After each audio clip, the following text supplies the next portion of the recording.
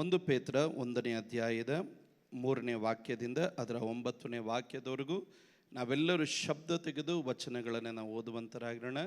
ನಮ್ಮ ಕರ್ತನಾದ ಯೇಸು ಕ್ರಿಸ್ತನ ತಂದೆಯು ದೇವರು ಆಗಿರುವ ಆತನಿಗೆ ಸ್ತೋತ್ರವಾಗಲಿ. ಆತನು ಯೇಸು ಕ್ರಿಸ್ತನನ್ನು ಸತ್ತವರೊಳಗಿಂದ ಎಬ್ಬಿಸಿದರಲ್ಲಿ ತನ್ನ ಮಹಾಕರುಣೆಯ ಅನುಸಾರವಾಗಿ ನಮ್ಮನ್ನು ತಿರುಗಿ ಜೀವಿಸುವಂತೆ ಮಾಡಿ ಜೀವಕರವಾದ ನಿರೀಕ್ಷೆಯನ್ನು ನಮ್ಮಲ್ಲಿ ಹುಟ್ಟಿಸಿ ನಮ್ಮನ್ನು ಲಯ, ಕಳಂಕ, ಕ್ಷಯಗಳಿಲ್ಲದ ಬಾಧ್ಯತೆಯನ್ನು ಎದುರು ನೋಡುವವರನ್ನಾಗಿ ಮಾಡಿದನು. ಆ ಬಾಧ್ಯತೆಯು ನಿಮಗೋಸ್ಕರ ಪರಲೋಕದಲ್ಲಿ ಇಟ್ಟಿರುವುದು, ಅಂತ್ಯಕಾಲದಲ್ಲಿ ಪ್ರತ್ಯಕ್ಷವಾಗುವುದಕ್ಕೆ ಸಿದ್ಧವಾಗಿರುವ ರಕ್ಷಣೆಯು ನಂಬುವವರಾದ ನಿಮಗೆ ದೊರೆಯಬೇಕೆಂದು ದೇವರು ನಿಮ್ಮನ್ನು ತನ್ನ ಬಲದಿಂದ ಕಾಯುತ್ತಾನೆ. ನೀವು ಸತ್ಯಕ್ಕೆ ಸ್ವಲ್ಪ ಕಾಲ ದೇವರ ಚಿತ್ತಾನುಸಾರ ನಾನಾ ಕಷ್ಟಗಳಲ್ಲಿದ್ದು ದುಃಖಿಸುವವರಾಗಿದ್ದರೂ ಆ ಪದವಿಯನ್ನು ಆಲೋಚಿಸಿ ಹರ್ಷಿಸುವವರಾಗಿದ್ದೀರಿ. ಬಂಗಾರವು ನಾಶವಾಗುವಂಥದ್ದಾಗಿದ್ದರೂ ಅದನ್ನು ಬೆಂಕಿಯಲ್ಲಿ ಪುಟಕ್ಕೆ ಹಾಕಿ ಶೋಧಿಸುವುದುಂಟಷ್ಟೇ. ಬಂಗಾರಕ್ಕಿಂತ ಅಮೂಲ್ಯವಾಗಿರುವ ನಿಮ್ಮ ನಂಬಿಕೆಯು ಈ ಕಷ್ಟಗಳಿಂದ ಶೋಧಿತವಾಗಿ ಯೇಸು ಕ್ರಿಸ್ತನ ಪ್ರತ್ಯಕ್ಷನಾಗುವಾಗ ನಿಮಗೆ ಕೀರ್ತಿ, ಪ್ರಭಾವ, ಮಾನಗಳನ್ನು ಉಂಟು ಮಾಡುವುದು. ನೀವು ಆತನನ್ನು ಕಣ್ಣಾರೆ ನೋಡಲಿಲ್ಲವಾದರೂ ಆತನನ್ನು ಪ್ರೀತಿಸಿದ್ದೀರಿ. ನೀವು ಈಗ ಆತನನ್ನು ಕಾಣದಿದ್ದರೂ ಆತನಲ್ಲಿ ನಂಬಿಕೆ ಇಟ್ಟು ನಿಮ್ಮ ನಂಬಿಕೆಯ ಅಂತ್ಯಫಲವಾಗಿರುವ ಆತ್ಮರಕ್ಷಣೆಯನ್ನು ಹೊಂದುವವರಾಗಿ ಏಳಲು ಅಶಕ್ತವಾದಂಥ ಪ್ರಭಾವವುಳ್ಳ ಸಂತೋಷದಿಂದ ಹರ್ಷಿಸುವವರಾದಿರಿ. ಪಕ್ಕದಲ್ಲಿರಿಗೆ ಕೈ ಕೊಟ್ಟು ಹೇಳ್ರಿ, ನಾವು ಹರ್ಷಿಸುವ ಗುಂಪಾಗಿದ್ದೇವೆ. ಇನ್ನೊಂದು ಸಾರಿ ಪಕ್ಕದಲ್ಲಿರೋರಿಗೆ ಹೇಳ್ರಿ, ದುಃಖ ಪಡುವಂಥ ಜನರಲ್ಲ ನಾವು ಹರ್ಷ ಪಡುವ ಜನರು ಎಂದು. ನಾವೆಲ್ಲರೂ ಸ್ತೋತ್ರದೊಟ್ಟಿಗೆ ನಾವು ಕೂತುಕೊಳ್ಳೋಣ. ಇವತ್ತು ನನ್ನ ಸಂದೇಶದ ಪೀಠಿಕೆ ನಮಗೆ ಹಿಂಸೆಗಳು ಯಾತಕ್ಕೆ, ನಮಗೆ ಹಿಂಸೆಗಳು ಯಾತಕ್ಕೆ ಎನ್ನುವಂಥ ವಿಷಯದಲ್ಲಿ ನಿಂತುಕೊಂಡು ದೇವರ ವಾಕ್ಯದಲ್ಲಿ ಅಲ್ಪ ನಿಮಿಷ ನನ್ನ ಸಭೆಯನ್ನು ಪ್ರಬೋಧಿಸಲಿಕ್ಕಾಗಿ ನಾನು ಇಷ್ಟಪಡುವವನಾಗಿರ್ತೇನೆ.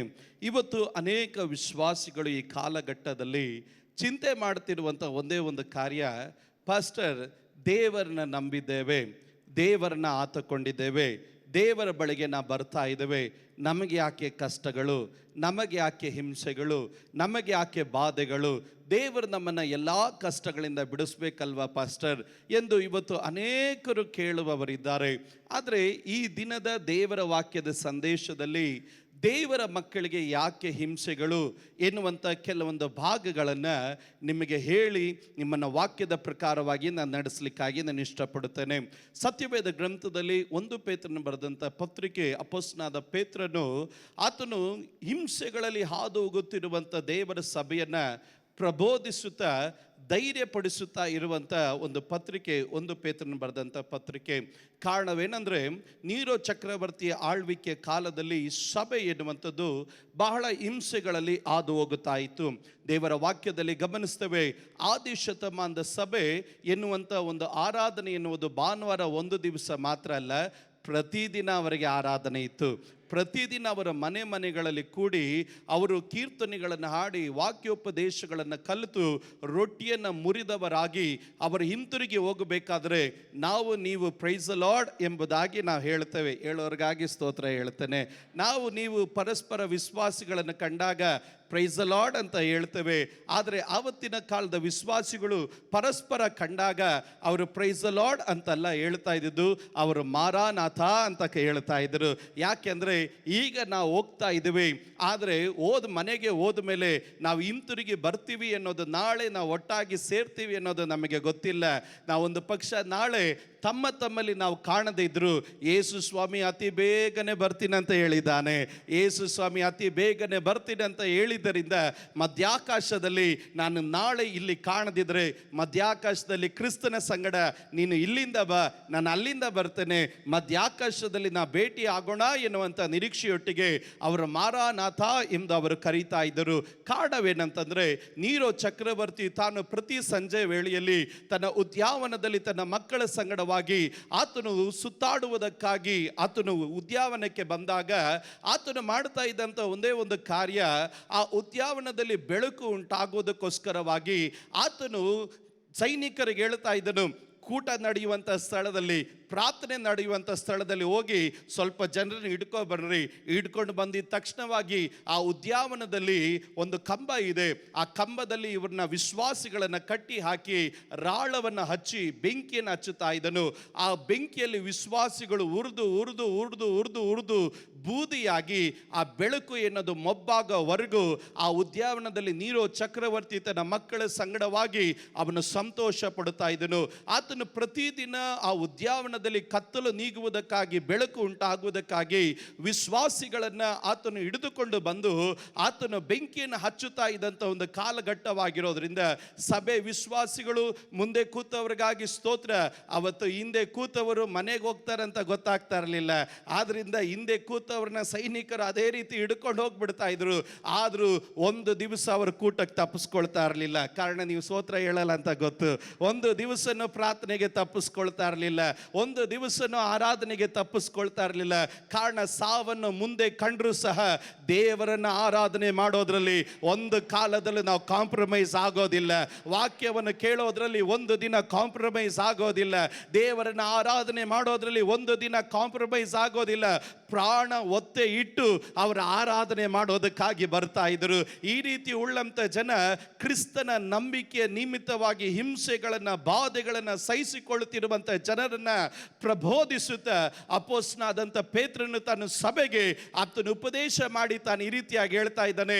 ಈಗಿನ ಕಾಲದಲ್ಲಿ ನೀವು ನಾನಾ ಕಷ್ಟಗಳಲ್ಲಿ ನೀವು ಬಿದ್ದಿರುವುದಾದರೂ ನೀವು ಅದನ್ನು ಕೇವಲ ಸಂತೋಷವಾಗಿ ನೀವು ಎಣಿಸ್ರಿ. ಕಾರಣವೇನೆಂದರೆ ಒಂದು ಮಹಾ ಪದವಿಯನ್ನು ಆಲೋಚಿಸ್ರಿ. ಕಾರಣ ದೇವರ ನಾಮದ ನಿಮಿತ್ತವಾಗಿ ಕಷ್ಟ ಬೀಳುವಂಥ ಪ್ರತಿಯೊಬ್ಬರಿಗೂ ದೇವರು ಸಿದ್ಧ ಮಾಡಿರುವಂಥದ್ದು ಸಾಧಾರಣವಾದಲ್ಲ. ದೇವರು ಸಿದ್ಧ ಮಾಡಿರುವಂಥದ್ದು ಒಂದು ಮಹಾ ಪದವಿಯಾಗಿರುತ್ತೆ. ಆ ಪದವಿಯನ್ನು ಆಲೋಚಿಸಿ ನೀವು ಹರ್ಷ ಉಳ್ಳವರಾಗಿರ್ರಿ ಎಂಬುದಾಗಿ ಸಭೆಯನ್ನು ಬಾಧೆಗಳಲ್ಲಿ ನೀವು ಧೈರ್ಯವಾಗಿರ್ರಿ ಎಂಬುದನ್ನು ಪ್ರಬೋಧಿಸುತ್ತಾ ಅವನು ಸಭೆಗೆ ಉಪದೇಶ ಮಾಡ್ತಾ ಇದ್ದಾನೆ. 5 ಅಧ್ಯಾಯಗಳು ಉಳ್ಳಂತ ಈ ಪತ್ರಿಕೆಯಲ್ಲಿ 5 ಸಂಗತಿಗಳನ್ನು ಸಭೆಗೆ ತಿಳಿಸ್ತಾನೆ. ಒಂದನೇದಾಗಿ, ಪ್ರತಿಯೊಂದು ಕರೆಯಲ್ಪಟ್ಟಂತ ದೇವರ ಮಕ್ಕಳಿಗೆ ದೇವರೊಂದು ಮಹಾ ಪದವಿಯನ್ನು ದೇವರ ಆತನು ಇಟ್ಟಿದ್ದಾನೆ. ಒಂದು ಪದವನ್ನು ಅಲ್ಲಿ ಸಭೆಗೆ ತಿಳಿಸ್ತಾನೆ. ಬಂಗಾರವು ನಾಶವಾಗುವಂಥದ್ದಾಗಿದ್ದರೂ 7ನೇ ವಾಕ್ಯ ಹೇಳುತ್ತದೆ, ಬಂಗಾರಕ್ಕಿಂತ ಶ್ರೇಷ್ಠವಾದದ್ದು ನಿಮ್ಮ ನಂಬಿಕೆ ಆಗಿರುತ್ತದೆ. ವಿಶ್ವಾಸಿಗಳಿಗೆ ಪ್ರಬೋಧಿಸ್ತಾ ಇದ್ದಾನೆ. ಕ್ರೈಸ್ತ ಜೀವಿತ ಎನ್ನುವುದು ಹಣ ಮಾತ್ರ ಅಲ್ಲ, ಕ್ರೈಸ್ತ ಜೀವಿತದ ಸ್ಥಾನ ಮಾತ್ರ ಅಲ್ಲ, ಕ್ರೈಸ್ತ ಜೀವಿತ ಎನ್ನುವುದು ಬೆಳ್ಳಿ ಬಂಗಾರ ಮಾತ್ರ ಅಲ್ಲ. ಕ್ರೈಸ್ತ ಜೀವಿತ ಎನ್ನುವುದು ಬೆಳ್ಳಿ ಬಂಗಾರಕ್ಕಿಂತಲೂ, ಹಣಕ್ಕಿಂತಲೂ, ಆಸ್ತಿ ಪಾಸ್ತಿಗಿಂತಲೂ, ಸ್ಥಾನ ಮಾನಕ್ಕಿಂತಲೂ, ಹೊಗಳಿಕೆಗಿಂತಲೂ ಅಲ್ಲಿ ಕ್ರೈಸ್ತ ಜೀವಿತದಲ್ಲಿ ನಂಬಿಕೆ ಶ್ರೇಷ್ಠವಾದದ್ದಾಗಿರುತ್ತದೆ. ಒಂದು ಪಕ್ಷ ಹಣಕ್ಕೆ ಕ್ರೈಸ್ತ ಜೀವಿತದಲ್ಲಿ ಒಂದು ಎಲ್ಲೆಯನ್ನು, ಒಂದು ಬಾರ್ಡರ್ನ ದೇವರು ಹಾಕಿ ಇಟ್ಟಿದ್ದಾನೆ. ಹಣ ಕೆಲಸ ಮಾಡಲಿಕ್ಕೆ ಸಾಧ್ಯವಾಗಿದ್ದಿರುವ ಕೆಲವೊಂದು ಮಂಡಲಗಳು ಆತ್ಮಿಕವಾದ ಜೀವಿತದಲ್ಲಿದೆ. ಆದರೆ ನಂಬಿಕೆಯು ಕ್ರಿಯೆ ಮಾಡಕ್ಕಾಗದಿರುವಂಥ ಒಂದು ಮಂಡಲವೂ ಇಲ್ಲ. ನಂಬಿಕೆ ಅದು ಬಂಗಾರಕ್ಕಿಂತ ಶ್ರೇಷ್ಠವಾದದ್ದು. ಎಂಥ ಪರಿಸ್ಥಿತಿಯಲ್ಲಿ ಇದ್ದರೂ ಸಹ ನಂಬಿಕೆ ಹೊಕ್ಕಿ ಕ್ರಿಯೆ ಮಾಡಕ್ಕಾಗದಿರುವ ಒಂದು ಸ್ಥಳವೂ ಇಲ್ಲ. ಆದ್ರಿಂದ ಸಭೆಗೆ ಆತನ ಪ್ರಬೋಧಿಸಿ ಆತನ ಹೇಳ್ತಾನೆ, ನೀನು ಬಂಗಾರದ ಮೇಲೆ ಗಮನ ಹರಿಸಬೇಡ್ರಿ, ನೀವು ನಂಬಿಕೆ ಮೇಲೆ ಗಮನ ಹರಿಸ್ರಿ. ನೀವು ಸ್ಥಾನ ಮಾನಗಳ ಮೇಲೆ ನೀವು ಗಮನ ಹರಿಸಬೇಡ್ರಿ, ನೀವು ನಂಬಿಕೆ ಮೇಲೆ ನೀವು ಗಮನ ಹರಿಸ್ರಿ. ಕಾರಣ ಬಂಗಾರಕ್ಕಿಂತ ಶ್ರೇಷ್ಠವಾದದ್ದು ನಂಬಿಕೆ ಆಗಿರುತ್ತದೆ. ಸಭೆಯನ್ನು ಪ್ರಬೋಧಿಸುತ್ತಾ ಆತನು ತಿಳಿಸುತ್ತಾ ಇದ್ದಾನೆ. 1ನೇ ಅಧ್ಯಾಯದಲ್ಲಿ ಆತನು ಈ ರೀತಿಯಾಗಿ ಹೇಳ್ತಾನೆ, ದೇವರು ನಮ್ಮನ್ನೆಲ್ಲರನ್ನ ಮಹಿಮಾ ಪದವಿಗಾಗಿ ದೇವರು ಕರೆದಿದ್ದಾನೆ. ಸಾಧಾರಣವಾದ ಕಾರ್ಯಕ್ಕಾಗಲ್ಲ ದೇವರು ನಮ್ಮನ್ನು ಕರೆದಿರೋದು, ನಮ್ಮನ್ನೆಲ್ಲರನ್ನ ಮಹಿಮಾ ಪದವಿಗಾಗಿ ದೇವರು ಕರೆದಿದ್ದಾನೆ. ಎಲ್ಲರೂ ಗಟ್ಟಿಯಾಗಿ ಹೇಳ್ರಿ, ಮಹಿಮಾ ಪದವಿ ಎಂಬುದಾಗಿ. 2ನೇದಾಗಿ, ಮಹಿಮಾ ಪದವಿಗಾಗಿ ದೇವರು ಸಿದ್ಧ ಮಾಡಲ್ಪಟ್ಟಂತ ಸಕಲ ಜನರನ್ನ 2ನೇ ಅಧ್ಯಾಯದಲ್ಲಿ ದೇವರು ಆತನು ಕರೀತಾ ಇದ್ದಾನೆ. ಹೇಗೆ ದೇವರು ಕರೀತಾ ಇದ್ದಾನೆ? ಕತ್ತಲೆ ಒಳಗಡೆ ಇರುವಂತ ಜನರನ್ನ ದೇವರು ಆಶ್ಚರ್ಯವಾದ ಬೆಳಕಿನ ಕಡೆ ದೇವರು ಕರೀತಾ ಇದ್ದಾನೆ. ಹಾಗಾದ್ರೆ ಇವತ್ತು ದೇವರ ಮಕ್ಕಳು ಗಮನಿಸಿ, ನೀವಾಗೆ ಬಂದಿದ್ದಲ್ಲ, ದೇವರು ನಿಮ್ಮನ್ನು ಕರ ತಂದವನಾಗಿದ್ದಾನೆ. ಏನಕ್ಕಾಗಿ ದೇವರು ನಿಮ್ಮನ್ನು ಕರೆದಿದ್ದಾನಂದ್ರೆ ಕಷ್ಟಕ್ಕಲ್ಲ, ನಷ್ಟಕ್ಕಲ್ಲ, ರೋಗಕ್ಕಲ್ಲ, ಶಾಪಕ್ಕಲ್ಲ, ಬಾಧೆಗಲ್ಲ, ಕಣ್ಣೀರಿಗಲ್ಲ. ದೇವರು ನಿಮ್ಮನ್ನು ಕರೆದಿರೋದು ಈ ಮಹಿಮಾ ಪದವಿಯನ್ನ ನಿಮಗಾಗಿ ಸಿದ್ಧ ಮಾಡಿ, ಆ ಮಹಿಮಾ ಪದವಿಯಲ್ಲಿ ನೀವು ಬಾಧ್ಯರಾಗಬೇಕೆಂಬುವಂಥ ಉದ್ದೇಶಕ್ಕಾಗಿ ಕತ್ತಲಲ್ಲಿದ್ದಂಥ ನಿಮ್ಮನ್ನ, ಪಾಪದಲ್ಲಿದ್ದಂಥ ನಿಮ್ಮನ್ನ, ಸೈತಾನನ ಕೈಯಲ್ಲಿ ಇದ್ದಂಥ ನಿಮ್ಮನ್ನ, ಲೋಕದ ಕೈಗಳಲ್ಲಿ ಸಿಕ್ಕಾಕಿಕೊಂಡು ನರಳಾಡ್ತಾ ಇದ್ದಂಥ ನಿಮ್ಮನ್ನ ದೇವರು ಅಲ್ಲಿಂದ ಬಿಡಿಸಿದನು. ಏನಕ್ಕಾಗಿ ದೇವರು ಬಿಡಿಸಿದನು? ಈ ಮಹಿಮಾ ಪದವಿಯಲ್ಲಿ ಪಾಲುಗಾರನಾಗೋದಿಕ್ಕೆ. ಕರೆಯಲ್ಪಟ್ಟಂತ ಪ್ರತಿಯೊಂದು ದೇವರ ಮಕ್ಕಳನ್ನ 3ನೇ ಅಧ್ಯಾಯದಲ್ಲಿ ನಾವು ಗಮನಿಸ್ತೇವೆ. ಕರೆಯಲ್ಪಟ್ಟಿದ್ದು ಮಾತ್ರ ಅಲ್ಲ, ಕರೆಯಲ್ಪಟ್ಟವರಿಗೆ ಪ್ರತಿಯೊಬ್ಬರಿಗೊಂದು ಜವಾಬ್ದಾರಿ ಇದೆ. ಏನು ಜವಾಬ್ದಾರಿ? ನೀವು ಪ್ರತಿಯೊಬ್ಬರು ಕ್ರಿಸ್ತನ ಹೆಜ್ಜೆ ಜಾಡಿನಲ್ಲಿ ನಡೆಯೋರಾಗಿರಬೇಕು. ಕರೆಯಲ್ಪಟ್ಟಂತ ದೇವರ ಮಕ್ಕಳು ಇಷ್ಟ ಬಂದಂಗೆ ಜೀವನ ಮಾಡಂಗಿಲ್ಲ. ಕ್ರೈಸ್ತ ಜೀವಿತ ಏನದು? ಇಷ್ಟ ಬಂದಂಗೆ, ಮನಸ್ಸಿಗೆ ಬಂದಂಗೆ, ಕಣ್ಣಿಗೆ ಕಾಣಂಗೆ, ಹೃದಯಕ್ಕೆ ತೋಚದಂಗೆ ಜೀವನ ಮಾಡೋ ಜೀವಿತ ಅಲ್ಲ ಕ್ರೈಸ್ತ ಜೀವಿತ. ಲೋಕದಲ್ಲಿ ನೀವು ಅದನ್ನು ಮಾಡ್ತಾ ಇರ್ಬೋದು, ಆದರೆ ದೇವರ ಬಳಿಗೆ ಬಂದಾಗ ದೇವರು ನಿನ್ನನ್ನು ಮಹಿಮಾ ಪದವಿಗಾಗಿ ಕರೆದಿದ್ದಾನೆ ಎನ್ನುವಂತ ನಿರೀಕ್ಷೆ ನಿಮ್ಮ ಜೀವಿತದಲ್ಲಿ ಇರುವುದಾದ್ರೆ ನಿಮಗಿರುವಂತ ಜವಾಬ್ದಾರಿ ಕ್ರಿಸ್ತನ ಹೆಜ್ಜೆ ಜಾಡಿನಲ್ಲಿ ನೀವು ಪ್ರತಿಯೊಬ್ಬರು ನಡೆಯುವವರಾಗಿರಬೇಕು. ನಿಮ್ಮ ಕಣ್ಣು ಯೇಸುವನ್ನ ನೋಡಬೇಕು. ನಿಮ್ಮ ಮಾದರಿ ಯೇಸು ಆಗಿದ್ದಾನೆ. ಪ್ರತಿದಿನ ನೀವು ಯಾರನ್ನ ಹಿಂಬಾಲಿಸಬೇಕು? ಒಂದು ಫಿಲಿಂ ಆಕ್ಟರ್ನಲ್ಲ, ಒಂದು ಮನುಷ್ಯನಲ್ಲ, ಈ ಲೋಕದಲ್ಲಿ ಯಾರೋ ದೊಡ್ಡ ವ್ಯಕ್ತಿಯನ್ನಲ್ಲ.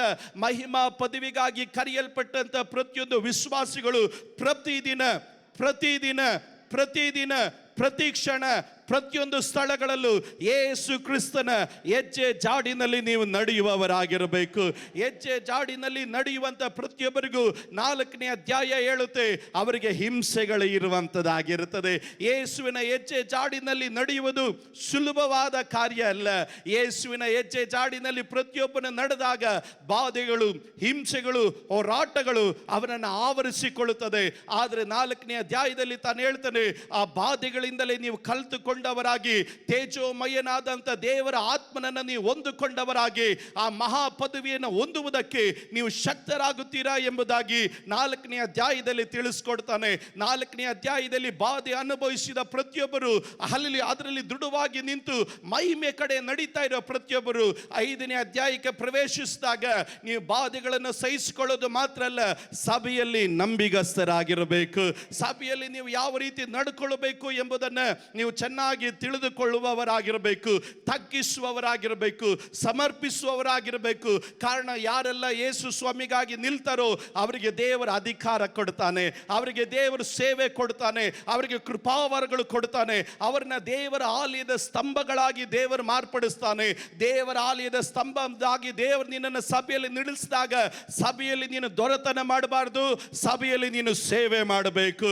ಸಭೆಯಲ್ಲಿ ನೀನು ಹೆಚ್ಚಳ ಪಡಬಾರ್ದು, ಸಭೆಯಲ್ಲಿ ನೀನು ಸೇವೆ ಮಾಡಬೇಕು. ಸಭೆಯಲ್ಲಿ ನೀನು ಯಜಮಾನನಾಗಬಾರ್ದು, ಸಭೆಯಲ್ಲಿ ನೀನು ಸೇವಕನಾಗಬೇಕು. ಕಾರಣವೇನೆಂದ್ರೆ ಹಿರಿಯ ಕುರುಬನ ಪ್ರತ್ಯಕ್ಷನಾಗುವಂತ ಒಂದು ಕಾಲಘಟ್ಟ ಇದೆ. ಹಿರಿಯ ಕುರುಬನ ಪ್ರತ್ಯಕ್ಷನಾದಾಗ ಅವನವನ ಕೊಟ್ಟಲ್ಪಟ್ಟಂತ ಸೇವೆಗೆ ತಕ್ಕಂತೆ ಪ್ರತಿಫಲವನ್ನ ದೇವರು ಕೊಡುವವನಾಗಿರ್ತಾನೆ.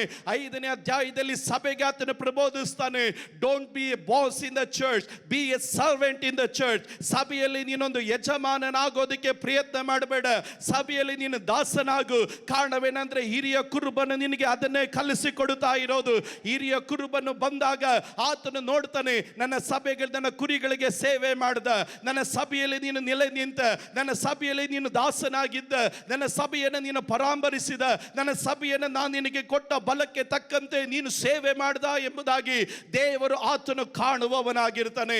ಯಾರೆಲ್ಲ ಸಭೆಯಲ್ಲಿ ನಂಬಿಗಸ್ತರಾಗಿ ಯಜಮಾನನು ಕೊಟ್ಟ ಸೇವೆಯನ್ನ ನಂಬಿಗಸ್ತತನದಿಂದ ಮಾಡ್ತಾರೋ ಅವರಿಗೊಂದು ವಿಶೇಷತೆ ಇದೆ. ಯಜಮಾನನು ಹಿರಿಯ ಕುರುಬನು ಪ್ರತ್ಯಕ್ಷನಾದಾಗ ಮಾನ ಪ್ರಭಾವ ಕೀರ್ತಿಗಳೊಟ್ಟಿಗೆ ಅವನನ್ನು ದೇವರು ಸನ್ಮಾನಿಸುವವನಾಗಿರ್ತಾನೆ. ಈ 5 ಅಧ್ಯಾಯ ಒಂದು ವಿಶ್ವಾಸಿಯ ಒಂದು ಚಿಕ್ಕ ಒಂದು ಚಿತ್ರೀಕರಣದೊಟ್ಟಿಗೆ ಅವನನ್ನು ಚಿತ್ರಿಸಿ ವಿಶ್ವಾಸಿಯ ಜೀವಿತದ ವಿಶೇಷತೆ ಏನು ಎಂಬುದನ್ನು ಈ 5 ಅಧ್ಯಾಯದಲ್ಲಿ ಆತನು ತಿಳಿಸಿಕೊಡುವವನಾಗಿರ್ತಾನೆ. ಹಾಗಾದ್ರೆ ಇವತ್ತು ದೇವರ ಮಕ್ಕಳು ಗಮನಿಸಿ, ನನಗೆ ಯಾಕೆ ಬಾಧೆಗಳು, ನನಗೆ ಯಾಕೆ ಹಿಂಸೆಗಳು ಎಂದು ಕೇಳುವವರು ಯಾರಾದರೂ ಇದ್ದರೆ ಇವತ್ತು ನಿಮಗೊಂದು ಶುಭ ಸಮಾಚಾರ ಇದೆ. ಏನು ಎಂಬುದಾಗಿ ಗಮನಿಸಿದಾಗ 2 ತಿಮೋಥಿ 3ನೇ ಅಧ್ಯಾಯದಲ್ಲಿ ಪೌಲನು ಹೇಳೋ ಪ್ರಕಾರ ಸದ್ಭಕ್ತರಾಗಿ ಜೀವಿಸುವುದಕ್ಕೆ ಮನಸ್ಸು ಮಾಡುವ ಪ್ರತಿಯೊಬ್ಬರು ಅವನು ಹಿಂಸೆಗೆ ಒಳಗಾಗುತ್ತಾನೆ. ಯಾರೆಲ್ಲ ಸದ್ಭಕ್ತರಾಗಿ ಜೀವಿಸುವುದಕ್ಕೆ, ಒಳ್ಳೆ ಮನುಷ್ಯರಾಗಿ, ಸಾಕ್ಷಿಗಳಾಗಿ, ದೇವರಿಗೆ ಭಯಭಕ್ತಿ ಉಳ್ಳವರಾಗಿ ಜೀವಿಸುವುದಕ್ಕೆ ಮನಸ್ಸು ಮಾಡ್ತಾರೋ ಅವರೆಲ್ಲರೂ ಹಿಂಸೆಗೆ ಒಳಪಡುತ್ತಾರೆ. ಅನೇಕರು ಕೇಳ್ತಾರೆ, ಹೌದು ಪಾಸ್ಟರ್, ನನಗೆ ತುಂಬ ಹಿಂಸೆ, ನಮ್ಮ ಅತ್ತೆ ನನಗೆ ತುಂಬ ಹಿಂಸೆ ಕೊಡ್ತಾ ಇದ್ದಾರೆ, ಸರಿಯಾಗಿ ಹೇಳಿದ್ರಿ ಅಂತ. ನನ್ನ ಅತ್ತೆ ಕೊಡೋ ಹಿಂಸೆನೋ, ಸೊಸೆ ಕೊಡೋ ಹಿಂಸೆನೋ, ಮಕ್ಕಳು ಕೊಡೋ ಹಿಂಸೆ ಕುರಿತಾಗಲ್ಲ ಮಾತಾಡ್ತಾ ಇರೋದು. ನೀವು ಯಾರು ಸ್ತೋತ್ರ ಹೇಳದೇ ಇದ್ದಾಗ ನಾನು ಹೇಳ್ತಾ ಇರೋದು, ಕ್ರಿಸ್ತನ ನಾಮದ ನಿಮಿತ್ತವಾಗಿ ನಮಗೆ ಬರುವಂಥ ಹಿಂಸೆಗಳ ಕುರಿತಾಗಿ ನಾನು ಮಾತಾಡ್ತಾ ಇದ್ದೀನಿ. ಸಂತೋಷವುಳ್ಳವರ ಆಮೇಲೆ ಹೇಳ್ರಿ. ನಾವು ದೇವರ ವಾಕ್ಯದಲ್ಲಿ ಅನೇಕ ರೀತಿಯಾದ ಹಿಂಸೆಗಳು, ಅನೇಕ ರೀತಿಯಾದ ಪರೀಕ್ಷೆಗಳು, ಅನೇಕ ರೀತಿಯಾದಂಥ ಹೋರಾಟಗಳು ನಮ್ಮ ಜೀವಿತದಲ್ಲಿ ಬರುತ್ತದೆ. ಒಂದನೇದಾಗಿ ಸೈತಾನನಿಂದ ಬರುವಂಥ ಹಿಂಸೆ ನಮ್ಮ ಜೀವಿತದಲ್ಲಿ ಇದೆ. ಸೈತಾನನ ನಮ್ಮ ಜೀವಿತದಲ್ಲಿ ಅನೇಕ ರೀತಿಯಾದಂಥ ಹಿಂಸೆಗಳನ್ನು ಆತನು ತರ್ತಾನೆ. ಬೈಬಲಲ್ಲಿ ಸೈತಾನನಿಂದ ಹಿಂಸೆಗೊಳಪಟ್ಟಂಥ ಅನೇಕ ವ್ಯಕ್ತಿಗಳನ್ನು ನಾವು ಗಮನಿಸ್ತೇವೆ. ಯೇಸು ಸ್ವಾಮಿ ಹತ್ರ ಒಬ್ಬ ಮಗನನ್ನು ಕರೆತೊಡ್ತಾ ಇದ್ದಾರೆ. ಮಗ ಯೇಸು ಸ್ವಾಮಿ ಬಂದು ಮುಂದೆ ನಿಂತಾಗ ಅವನು ದುರಾತ್ಮ ಪೀಡಿತನಾಗಿ ಭಾಳ ಒದ್ದಾಡಿ ಆ ದುರಾತ್ಮ ಅವನನ್ನು ಹಿಂಸಿಸಿ ಅವನನ್ನು ಹಿಂಡಿ ಕೆಳಕ್ಕೆ ಬಿಸಾಕ್ತಾ ಇದೆ. ತಂದೆ ಬಂದು ಯೇಸು ಸ್ವಾಮಿ ಹೇಳ್ತಾ ಇದ್ದಾನೆ, ಯೇಸುವೇ, ನನ್ನ ಮಗನನ್ನು ಈ ದುರಾತ್ಮ ಬಾಳವಾಗಿ ಹಿಂಸಿಸ್ತಾ ಇದೆ, ನಿನ್ನ ಕೈಯಲ್ಲಿ ಆಗಂಗಿದ್ರೆ ಏನಾದರೂ ಮಾಡು. ಯೇಸು ಸ್ವಾಮಿ ಹೇಳ್ತಾನೆ, ನನ್ನ ಕೈಯಲ್ಲಿ ಆಗಂಗಿದ್ರೆ ಯಾಕೆ ಅಂತ ಕೇಳ್ತೀಯ, ನಂಬುವನಿಂದ ಎಲ್ಲ ಸಾಧ್ಯ. ಯೇಸು ಸ್ವಾಮಿ ಹತ್ರ ಹೇಳ್ತಾನೆ, ನಾನು ನಂಬ್ತೇನೆ. ಯೇಸು ಸ್ವಾಮಿ ಹೇಳಿದನು, ನಿನ್ನ ನಂಬಿಕೆ ಅಂತ ನಿನಗಾಗಲಿ ಅಂತ ಅವನನ್ನು ದೇವರು ಸೌಖ್ಯ ಮಾಡಿ ಕಳಿಸ್ಕೊಡ್ತಾನೆ. ನೋಡ್ರಿ, ಸೈತಾನನು ಸಹ ಮನುಷ್ಯರನ್ನ ಶಾರೀರಿಕವಾಗಿ, ಮಾನಸಿಕವಾಗಿ, ಆತ್ಮಿಕವಾಗಿ ಸೈತಾನನು ಸಹ ಹಿಂಸಿಸಲಿಕ್ಕೆ ಸಾಧ್ಯ. ಸೈತಾನನೊಬ್ಬನನ್ನು ಹಿಂಸಿಸಿದ್ರೆ ಅವನನ್ನು ಏನು ಮಾಡುತ್ತೆ, ಕುಟುಂಬದಿಂದ, ಜನರಿಂದ, ಒಂದು ಪಕ್ಷ ದೇವರಿಂದ ದೂರ ಅಗಲಿಸತಕ್ಕಂತೆ ನಾನಾ ವಿಧವಾದಂಥ ಹಿಂಸೆಗಳನ್ನು ಸೈತಾನನ ಆತನು ತರ್ತಾನೆ. ಬೈಬಲಲ್ಲಿ ಗೆದರಿನ ಸೀಮೆಯಲ್ಲಿ ಇರುವಂಥ ಒಂದು ವ್ಯಕ್ತಿಯನ್ನು ಗಮನಿಸ್ತೇವೆ. ಸೈತಾನನ ಅವನನ್ನು ಬಾಧಿಸಿದನು, ಅವನನ್ನು ಕುಟುಂಬದಿಂದ, ಊರಿಂದ ಹೊರಗಡೆ ಹಾಕಿದನು. ಬೈಬಲಲ್ಲಿ ದೇವರ ವಾಕ್ಯದಲ್ಲಿ ಯೋಬನ ಜೀವನದಲ್ಲಿ ಸೈತಾನನಿಗೆ ದೇವರ ಅನುಮತಿ ಕೊಡ್ತಾನೆ. ಸೈತಾನನು ಹೋಗಿ ಅವನ ಜೀವಿತದಲ್ಲಿ ಎಲ್ಲವನ್ನ ನಾಶಪಡಿಸ್ತಾನೆ. ಅವನಿಗಿದ್ದ ಬೆಳ್ಳಿ, ಬಂಗಾರ, ಆಸ್ತಿ, ಅಂತಸ್ತು ಸಕಲದನ್ನು ನಾಶಪಡಿಸಿ ಕಡೆಯದಾಗಿ ಅವನ ಶರೀರದ ಆರೋಗ್ಯವನ್ನು ಸಹ ಆತನ ಹಾಳು ಮಾಡ್ತಾನೆ. ಆದರೆ ಯೋಬನು ತಾನೇನು ಮಾಡ್ತಾನೆ, ಸೈತಾನನಿಂದ ಉಂಟಾದ, ದೇವರ ಅನುಮತಿಯೊಟ್ಟಿಗೆ ಸೈತಾನನಿಂದ ಉಂಟಾದ ಹಿಂಸೆಗಳಲ್ಲಿ ಅವನು ದೇವರನ್ನು ಆತುಕೊಂಡನು. ದೇವರನ್ನು ಆತುಕೊಂಡ ನಿಮಿತ್ತವಾಗಿ ದೇವರೇನು ಮಾಡ್ದ, ಅವನನ್ನು ಎಲ್ಲ ಹಿಂಸೆಗಳಿಂದ ದೇವರು ಬಿಡಿಸಿ ಅವನ ಮೊದಲನೇ ಸ್ಥಿತಿಗಿಂತ ಅವನ ಎರಡನೇ ಸ್ಥಿತಿಯನ್ನು ದೇವರು ಬಹಳ ಸುಂದರವಾಗಿ ದೇವರು ಮಾರ್ಪಡಿಸಿದನು. ಇವತ್ತು ಯಾರಾದರೂ ಪಾಸ್ಟರ್ ನಾನು ಸೈತಾನನಿಂದ ಹಿಂಸೆಗೆ ಒಳಗಾಗಿದ್ದೇನೆ ಅಂತ ಹೇಳಿದ್ರೆ ನಾನು ಹೇಳ್ತೇನೆ, ನಿಶ್ಚಯವಾಗಿ ಅದಕ್ಕೆ ಪರಿಹಾರ ಉಂಟು. ಯಾರು ಅದಕ್ಕೆ ಪರಿಹಾರ? ಯೇಸುವೇ ಅದಕ್ಕೆ ಪರಿಹಾರವಾಗಿದ್ದಾನೆ. ಇವತ್ತು ಒಂದು ಪಕ್ಷ ನಿನ್ನನ್ನು ನಿನ್ನ ಕುಟುಂಬದಿಂದ, ನಿನ್ನ ಮಕ್ಕಳಿಂದ, ನಿನ್ನ ಜೀವಿತದಿಂದ, ನಿನ್ನನ್ನು ಎಲ್ಲದರಿಂದ ಹೊರಗಡೆ ಹಾಕೋದು ಮಾತ್ರ ಅಲ್ಲ, ನಿನ್ನ ಶರೀರ, ಆತ್ಮ, ಪ್ರಾಣವನ್ನು ಹಿಂಡು ಒತ್ತಲಾಡಿಸಿ ನಿನಗೆ ಏನು ಮಾಡಬೇಕು ಅಂತ ಗೊತ್ತಿಲ್ಲದೆ ಕೆಲವೊಂದು ಸಾರಿ ನೀನೇ ಒಂದು ಹುಚ್ಚನಾಗ ರೀತಿಯಲ್ಲಿ, ಒಂದು ಮಾನಸಿಕವಾಗಿ ಕುಗ್ಗಲ್ಪಡೋ ರೀತಿಯಲ್ಲಿ, ನೀನು ಗೊತ್ತಿಲ್ಲದಿರುವಂಥ ಕಾರ್ಯಗಳಲ್ಲಿ ನೀನು ಒಳಪಟ್ಟು ನೀನು ಬಲಹೀನವಾಗೋ ರೀತಿಯಲ್ಲಿ, ಅನೇಕ ರೀತಿಯಲ್ಲಿ ಸೈತಾನನು ಇವತ್ತೇನಾದರೂ ನಿಮ್ಮನ್ನು ಹಿಂಸಿಸ್ತಾ ಇದ್ರೆ ನಾನು ಹೇಳ್ತೇನೆ, ನಿಶ್ಚಯವಾಗಿ ಆ ಹಿಂಸೆಯಿಂದ ನಾ ಬಿಡುಗಡೆ ಆಗಲಿಕ್ಕೆ ಸಾಧ್ಯ. ಯಾವ ರೀತಿ ನಾ ಬಿಡುಗಡೆ ಆಗಲಿಕ್ಕೆ ಸಾಧ್ಯ ಅಂದರೆ, ಯೇಸು ನನ್ನನ್ನು ಬಿಡಿಸುತ್ತಾನೆ ಎನ್ನುವಂಥ ನಂಬಿಕೆಯೊಟ್ಟಿಗೆ ಯೇಸು ಸ್ವಾಮಿಯ ನಾಮವನ್ನು ನೀವು ಕೂಗಿ ಹೇಳುವುದಕ್ಕಾಗಿ ಪ್ರಾರಂಭಿಸಿದಾಗ, ಅದು ಮಾನಸಿಕವಾದ ಹಿಂಸೆ ಆಗಲಿ, ಶಾರೀರಿಕವಾದ ಹಿಂಸೆ ಆಗಲಿ, ಅದು ನಿಮ್ಮ ಜೀವಿತದ ಯಾವ ಮಂಡಲದ ಹಿಂಸೆ ಆಗಲಿ, ಯೇಸುವಿನ ನಾಮವನ್ನು ಕೂಗಿ ಹೇಳಿದಾಗ ಅದು ಹಿಂಸೆ ಪಡಿಸುವ ಎಂಥ ದೌರ್ಬಲ್ಯದ ಆತ್ಮನಾಗಲಿ, ಎಂಥ ದುರಾತ್ಮ ಆಗಲಿ, ಅದು ಯೇಸುವಿನ ನಾಮದಲ್ಲಿ ಬಿಟ್ಟು ಓಡಿ ಹೋಗಲೇಬೇಕು. ಕಾರಣ, ಯೇಸುವಿನ ಮುಂದೆ ನಿಲ್ಲಕ್ಕಾಗದಿರುವಂಥ, ಯಾವ ಯೇಸುವಿನ ಮುಂದೆ ನಿಲ್ಲೋದಕ್ಕೆ ಶಕ್ತಿ ಇರುವಂಥ ಯಾವ ದುರಾತ್ಮ ಈ ಲೋಕದಲ್ಲಿ ಇಲ್ಲವೇ ಇಲ್ಲ. ಕಾರಣವೇನೆಂದರೆ, ಯೇಸು ಎನ್ನುವಂಥ ಪದ ಕೇಳಿದಾಗ ದುರಾತ್ಮನು ಇಡೀ ನರಕವೇ ನಡುಗುವಂಥದ್ದಾಗಿರುತ್ತೆ. ಇವತ್ತಿನ ಆರಾಧನೆಯಲ್ಲಿ ಪಾಸ್ಟರ್ ನಾನು ದುರಾತ್ಮನಿಂದ ಹಿಂಸೆಗೆ ಒಳಗಾಗಿದ್ದೇನೆ, ನನಗೆ ಬಿಡುಗಡೆ ಇಲ್ವಾ ಎಂದು ಕೇಳುವವರು ಯಾರಾದರೂ ಇದ್ರೆ ನಾನು ಹೇಳ್ತೇನೆ, ಎಸ್, ಈ ದಿನ ನಿನ್ನ ಬಿಡುಗಡೆಯ ದಿನವಾಗಿರುತ್ತದೆ. ಈ ದಿನ ನೀನು ಯೇಸುವಿನ ನಾಮವನ್ನು ಗಟ್ಟಿಯಾಗಿ ಕೂಗಿ ಹೇಳುವುದಕ್ಕಾಗಿ ಪ್ರಾರಂಭಿಸಿದಾಗ, ಈ ದಿನ ಯೇಸುವೇ ನನ್ನನ್ನು ಬಿಡಿಸು ಎಂದು ಗಟ್ಟಿಯಾಗಿ ಕೂಗಿ ಹೇಳೋದಕ್ಕೆ ಪ್ರಾರಂಭಿಸಿದಾಗ, ಯೇಸುವೇ ನಾನು ನಿನ್ನಲ್ಲಿ ನಂಬಿಕೆ ಇಡುತ್ತೇನೆ, ನೀನೇ ನನ್ನ ದೇವರು, ನೀನು ಸರ್ವಶಕ್ತನು, ನಿನ್ನ ಕೈಯಲ್ಲಿ ಆಗದಿರೋದು ಒಂದು ಇಲ್ಲ ಎಂಬುದಾಗಿ ಯಾವಾಗ ನೀವು ನಂಬಲಿಕ್ಕಾಗಿ ಪ್ರಾರಂಭ ಮಾಡುತ್ತೀರೋ, ಇವತ್ತು ನಾನು ಒಂದು ಕಾರ್ಯ ನಾನು ಹೇಳ್ತೇನೆ, ಯೇಸು ನಿನ್ನನ್ನು ಎಲ್ಲ ಸಂಗತಿಗಳಿಂದ ಬಿಡಿಸಿ ಆತನು ನಿನ್ನ ಶರೀರವನ್ನ ಸ್ವತಂತ್ರ ಮಾಡೋದಿಕ್ಕೆ, ನಿನ್ನ ಆತ್ಮವನ್ನ ಸ್ವತಂತ್ರ ಮಾಡೋದಿಕ್ಕೆ, ನಿನ್ನ ಮನಸ್ಸನ್ನ ಸ್ವತಂತ್ರ ಮಾಡೋದಿಕ್ಕೆ ನನ್ನ ಯೇಸು ಶಕ್ತನಾಗಿದ್ದಾನೆ.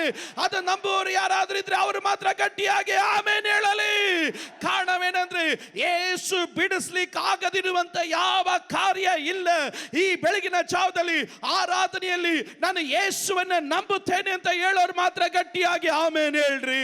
ಯೇಸುವಿನ ರಕ್ತದಲ್ಲಿ ನಾನು ನಂಬಿಕೆ ಇಡುತ್ತೇನೆ ಅಂತ ಹೇಳೋರು ಮಾತ್ರ ಗಟ್ಟಿಯಾಗಿ ಆಮೆನ್ ಹೇಳ್ರಿ. ಯೇಸುವಿನ ನಾಮದಲ್ಲಿ ನಾನು ನಂಬಿಕೆ ಇಡುತ್ತೇನೆ ಅಂತ ಹೇಳೋರು ಗಟ್ಟಿಯಾಗಿ ಆಮೆನ್ ಹೇಳ್ರಿ. ಯೇಸುವಿನ ಶಕ್ತಿಯಲ್ಲಿ ನಾನು ನಂಬಿಕೆ ಇಡುತ್ತೇನೆ ಅಂತ ಹೇಳೋರು ಮಾತ್ರ ಗಟ್ಟಿಯಾಗಿ ಆಮೆನ್ ಹೇಳಲಿ. ನೀನು ಯೇಸುವೇ ಎಂದು ಕೂಗಿ ಕರೆದಾಗ ಅದು ಎಂತ ಅಂಧಕಾರವಾಗಲಿ ಅದು ನಿನ್ನನ್ನು ಬಿಟ್ಟು ಓಡಿ ಹೋಗುವಂಥದ್ದಾಗಿರುತ್ತೆ. ಇವತ್ತು ಯೇಸುವಿನ ನಾಮದಲ್ಲಿ ಕೂಗಿ ಹೇಳುತ್ತೇನೆ, ಸೈತಾನನಿಂದ ಹಿಂಸೆಗೊಳಗಾದವರು ಯಾರಾದರೂ ಇದರ ಮಧ್ಯದಲ್ಲಿ ಇದ್ದರೆ ಯೇಸುವಿನ ನಾಮದಲ್ಲಿ ಆ ಎಲ್ಲ ಸೈತಾನನ ಹೋರಾಟಗಳು ಈ ಆರಾಧನೆಯ ಮೊದಲೇ ಭಾಗದಲ್ಲಿ ಅವೆಲ್ಲ ಯೇಸುವಿನ ನಾಮದಲ್ಲಿ ಕೀಳಡಗಲಿ. ಜನ ಪ್ರಾಣ ಆತ್ಮ ಶರೀರಗಳು ಯೇಸುವಿನ ನಾಮದಲ್ಲಿ ಸ್ವತಂತ್ರವಾಗಲಿ. ಎಲ್ಲರ ಗಟ್ಟಿಯಾಗಿ ಹೇಳ್ರಿ, ಯೇಸುವಿನ ನಾಮದಲ್ಲಿ, ಯೇಸುವಿನ ರಕ್ತದಲ್ಲಿ, ಯೇಸುವಿನ ಶಕ್ತಿಯಿಂದ ನಾನು ಬಿಡಿಸಲ್ಪಟ್ಟಿದ್ದೇನೆ. ನನ್ನನ್ನು ಹಿಂಸಿಸುವುದಕ್ಕೆ ಯಾವ ದುರಾತ್ಮನಿಗೆ ಹೇಳ್ರಿ, ಯಾವ ಶಕ್ತಿಗಾಗಲಿ ಯಾವ ದುರಾತ್ಮನಿಗಾಗಲಿ ಎಂದಿಗೂ ಸಾಧ್ಯ ಇಲ್ಲ.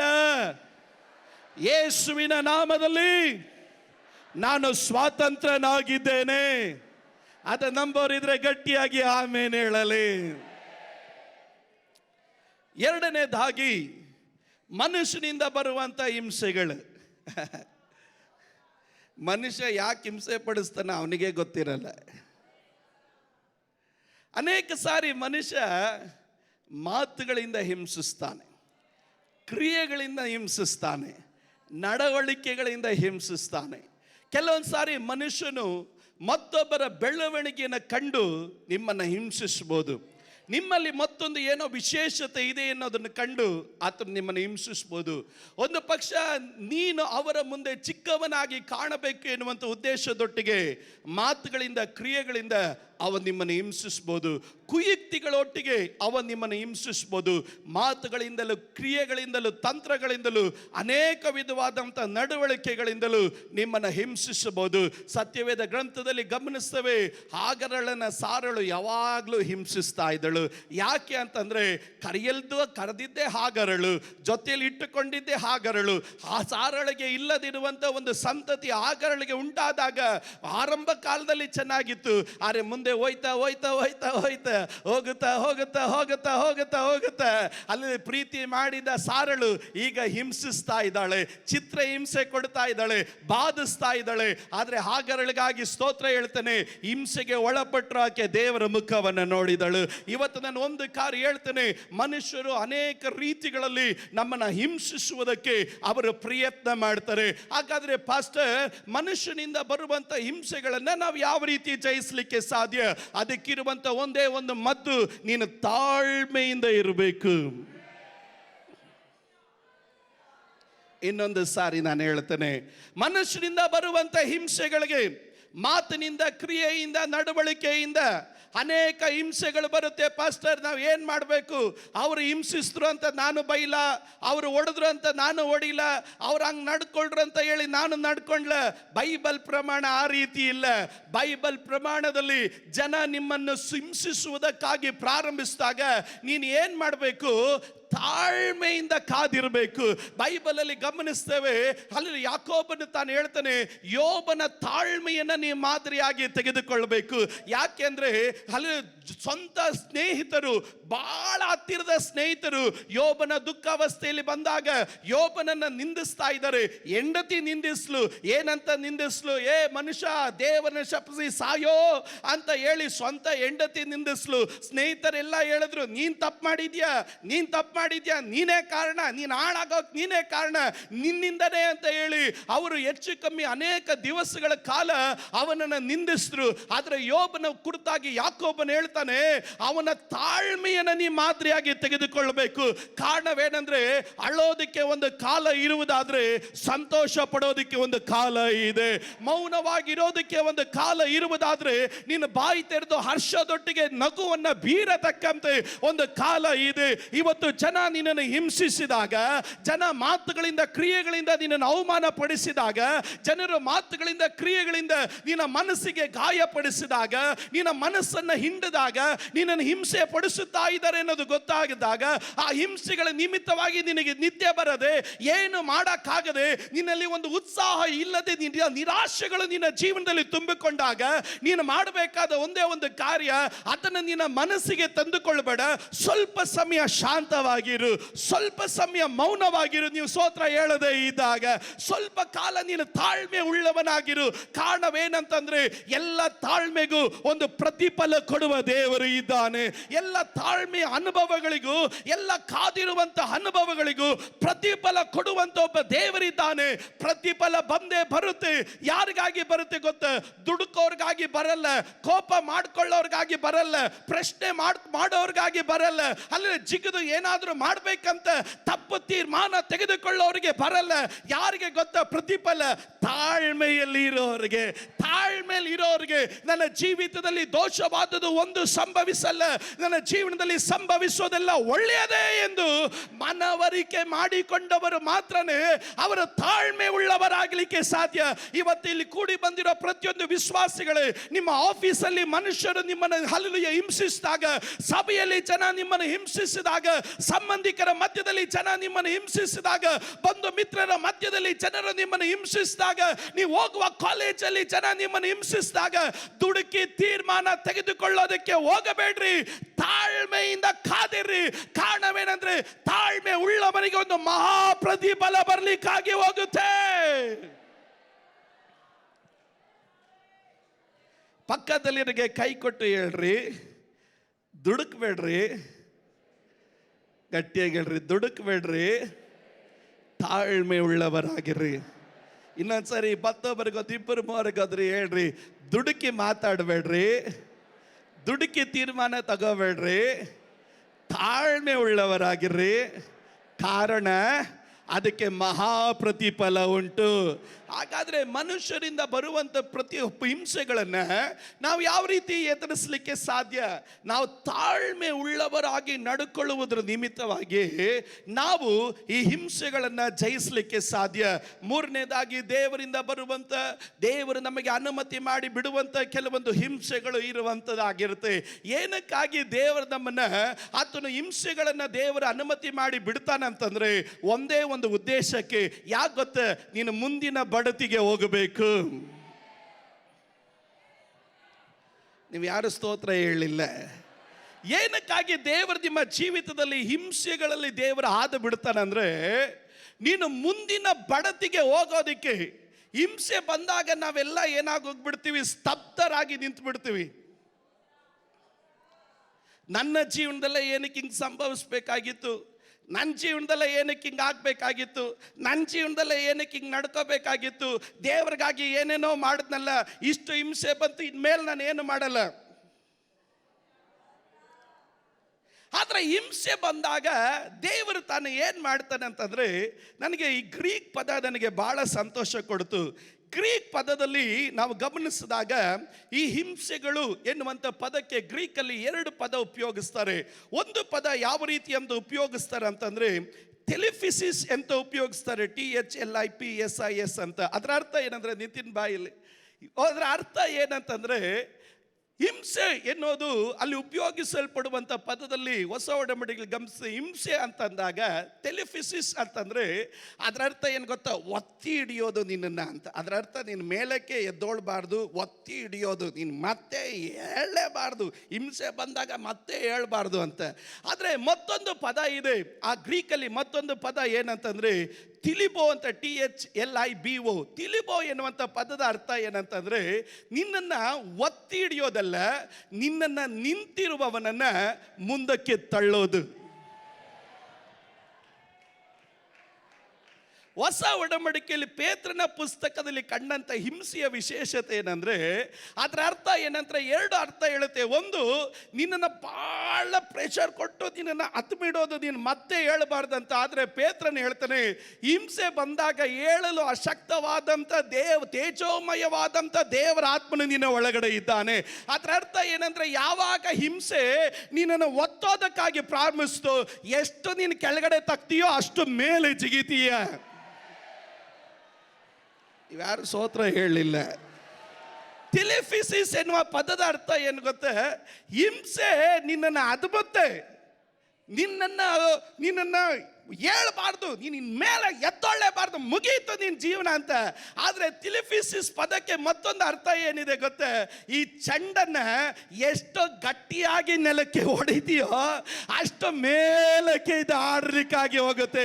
ಅದರ ಅರ್ಥ, ವಿಶ್ವಾಸಿಯೇ, ನಿನ್ನನ್ನು ಎಷ್ಟು ಹಿಂಸೆಯಲ್ಲಿ ದೇವರು ನಿನ್ನನ್ನು ಪ್ರೆಷರ್ ಆಗ್ತಾ ಇದ್ದಾನೆ, ದೇವರು ನನಗೆ ಹಿಂಸೆ ಕೊಡ್ತಾ ಇದ್ದಾನೆ, ದೇವರು ನನ್ನ ಜೀವನದಲ್ಲಿ ಅನುಮತಿ ಮಾಡ್ತಾ ಇದ್ದಾನೆ ಅಂತ ನೀನು ಎಷ್ಟು ಒತ್ತಡಕ್ಕೆ ಏರಲ್ಪಡ್ತೀಯೋ ಮರಿಬಾರ್ದು. ಎಷ್ಟು ನೀನು ತಗ್ತೀಯೋ ಅಷ್ಟು ದೇವರು ನಿನ್ನ ಮೇಲೆ ಎತ್ತುತ್ತಾನೆ. ಎಷ್ಟು ಹಿಂಸೆಗೆ ಒಳಪಡ್ತೀಯೋ ಅಷ್ಟು ದೇವರು ಬಲ ಕೊಟ್ಟು ನಿನ್ನನ್ನು ಹಾರುವ ಹಾಗೆ ದೇವರು ಮಾಡುತ್ತಾನೆ. 2ನೇ ಕಾರ್ಯ ತಿಳಿಬೋ ಅಂದ್ರೆ, ಹಿಂಸೆ ಬಂದ್ಬಿಡ್ತು, ನಿಂತ್ಕೊಬಿಟ್ಟೆ, ಇನ್ ಸೇವೆ ಮಾಡಲ್ಲ, ಏನ್ ಪ್ರೇಯರ್ಗೆ ಬರಲ್ಲ, ಯಾಕೋ ವಿಶ್ವಾಸಿಗಳು ಸ್ತೋತ್ರ ಹೇಳದೇ ಇದ್ದಾಗ, ಇನ್ ಚರ್ಚೆಗೆ ಬರಲ್ಲ, ಇನ್ನು ದೇವ್ರು ಕೊಟ್ಟ ಅಭಿಷೇಕದಿಂದ ನಾನು ಏನು ಮಾಡಲ್ಲ, ಇಷ್ಟೆಲ್ಲ ಮಾಡಿದ್ನಲ್ಲ, ಯಾಕೆ ಹಿಂಸೆ? ದೇವ್ರ ಹಿಂಸೆ ಅನುಮತಿ ಮಾಡ್ತಾನೆ. ಯಾಕೆ ಗೊತ್ತಾ?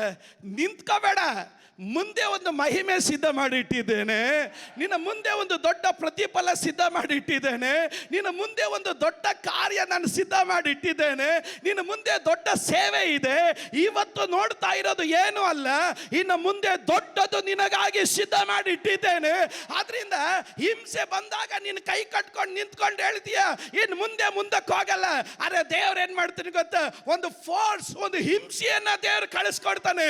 ಹಿಂಸೆ ದೇವ್ರು ಕಳಿಸ್ಕೊಟ್ಟಾಗ ಪೌಲ ಹೇಳ್ದ, ಕರ್ತನೇ ಈ ಶೂಲ ನನ್ನಿಂದ ತೆಗೆದು ಬಿಡು ಅಂತ ದೇವರು ಹೇಳ್ದ. ಪೌಲ, ನನ್ನ ಕೃಪೆಯೇ ನಿನಗೆ ಸಾಕು, ಬಲಹೀನತೆಗಳಲ್ಲಿ ದೇವರ ಬಲ ಅದು ಪೂರ್ಣ ಸಾಧಕ, ಸಾಕು ಅಂತ ಹೇಳ್ಬೇಡ, ಮುಂದಕ್ಕೆ ಹೋಯ್ತಾರು. ಕಾರಣ ಏನಂದ್ರೆ, ನಿನ್ನ ಮುಂದೆ ದೊಡ್ಡದು ನಾನು ಸಿದ್ಧ ಮಾಡಿ ಇಟ್ಟಿದ್ದೇನೆ. ಇವತ್ತು ನಾನು ಒಂದು ಕಾರ್ಯ ಹೇಳ್ತೇನೆ, ಈ ಅಕ್ಟೋಬರ್ 3ನೇ ವಾರಕ್ಕೆ ಕೂಡಿ ಬಂದಿರೋ ದೇವರ ಮಕ್ಕಳು, ನಿನ್ನ ಜೀವನದಲ್ಲಿ ಹಿಂಸೆಗಳು ನಿನ್ನನ್ನು ಕಟ್ಟಿಡೋದಕ್ಕಲ್ಲ, ಹಿಂಸೆಗಳಲ್ಲಿ ದೇವರು ನಿನ್ನನ್ನು ತಳ್ಳುತ್ತಾ ಇದ್ದಾನೆ. ಕಾರಣ ನಿನಗಾಗಿ ಸಿದ್ಧ ಮಾಡಿಟ್ಟಿರೋದು. ಯಾರಾದ್ರೂ ಗಟ್ಟಿಯಾಗಿ ಸ್ತೋತ್ರ ಹೇಳಲಿ. ನಾನು ಹೇಳ್ತೇನೆ, ಹಿಂಸೆಗಳು ನಿನ್ನ ಜೀವಿತದಲ್ಲಿ ನಾನು ಅನುಮತಿ ಮಾಡಿ ಕೊಟ್ಟಿರೋದು ಕಟ್ಟಿಡೋದಕ್ಕಲ್ಲ, ನಿನ್ನ ಮುಂದಿನ ಹಂತಕ್ಕಾಗಿ ನಾನು ತಲುಪಿಸುತ್ತಾ ಇದ್ದೇನೆ. ಆದ್ದರಿಂದ ಮುಂದಕ್ಕೆ ಹೋಗು.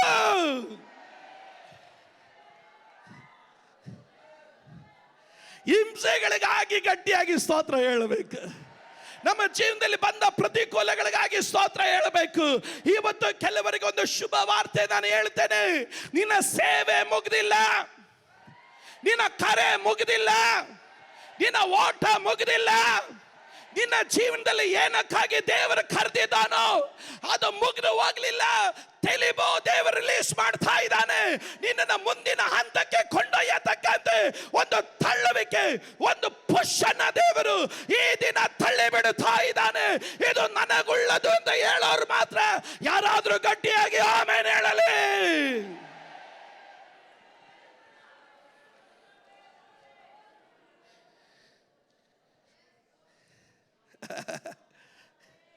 ದೇವ್ರಿಗೆ ಗೊತ್ತು, ನೀನು ತಳ್ಳದೆ ಮುಂದಕ್ಕೆ ಹೋಗಲ್ಲ. ನೀನು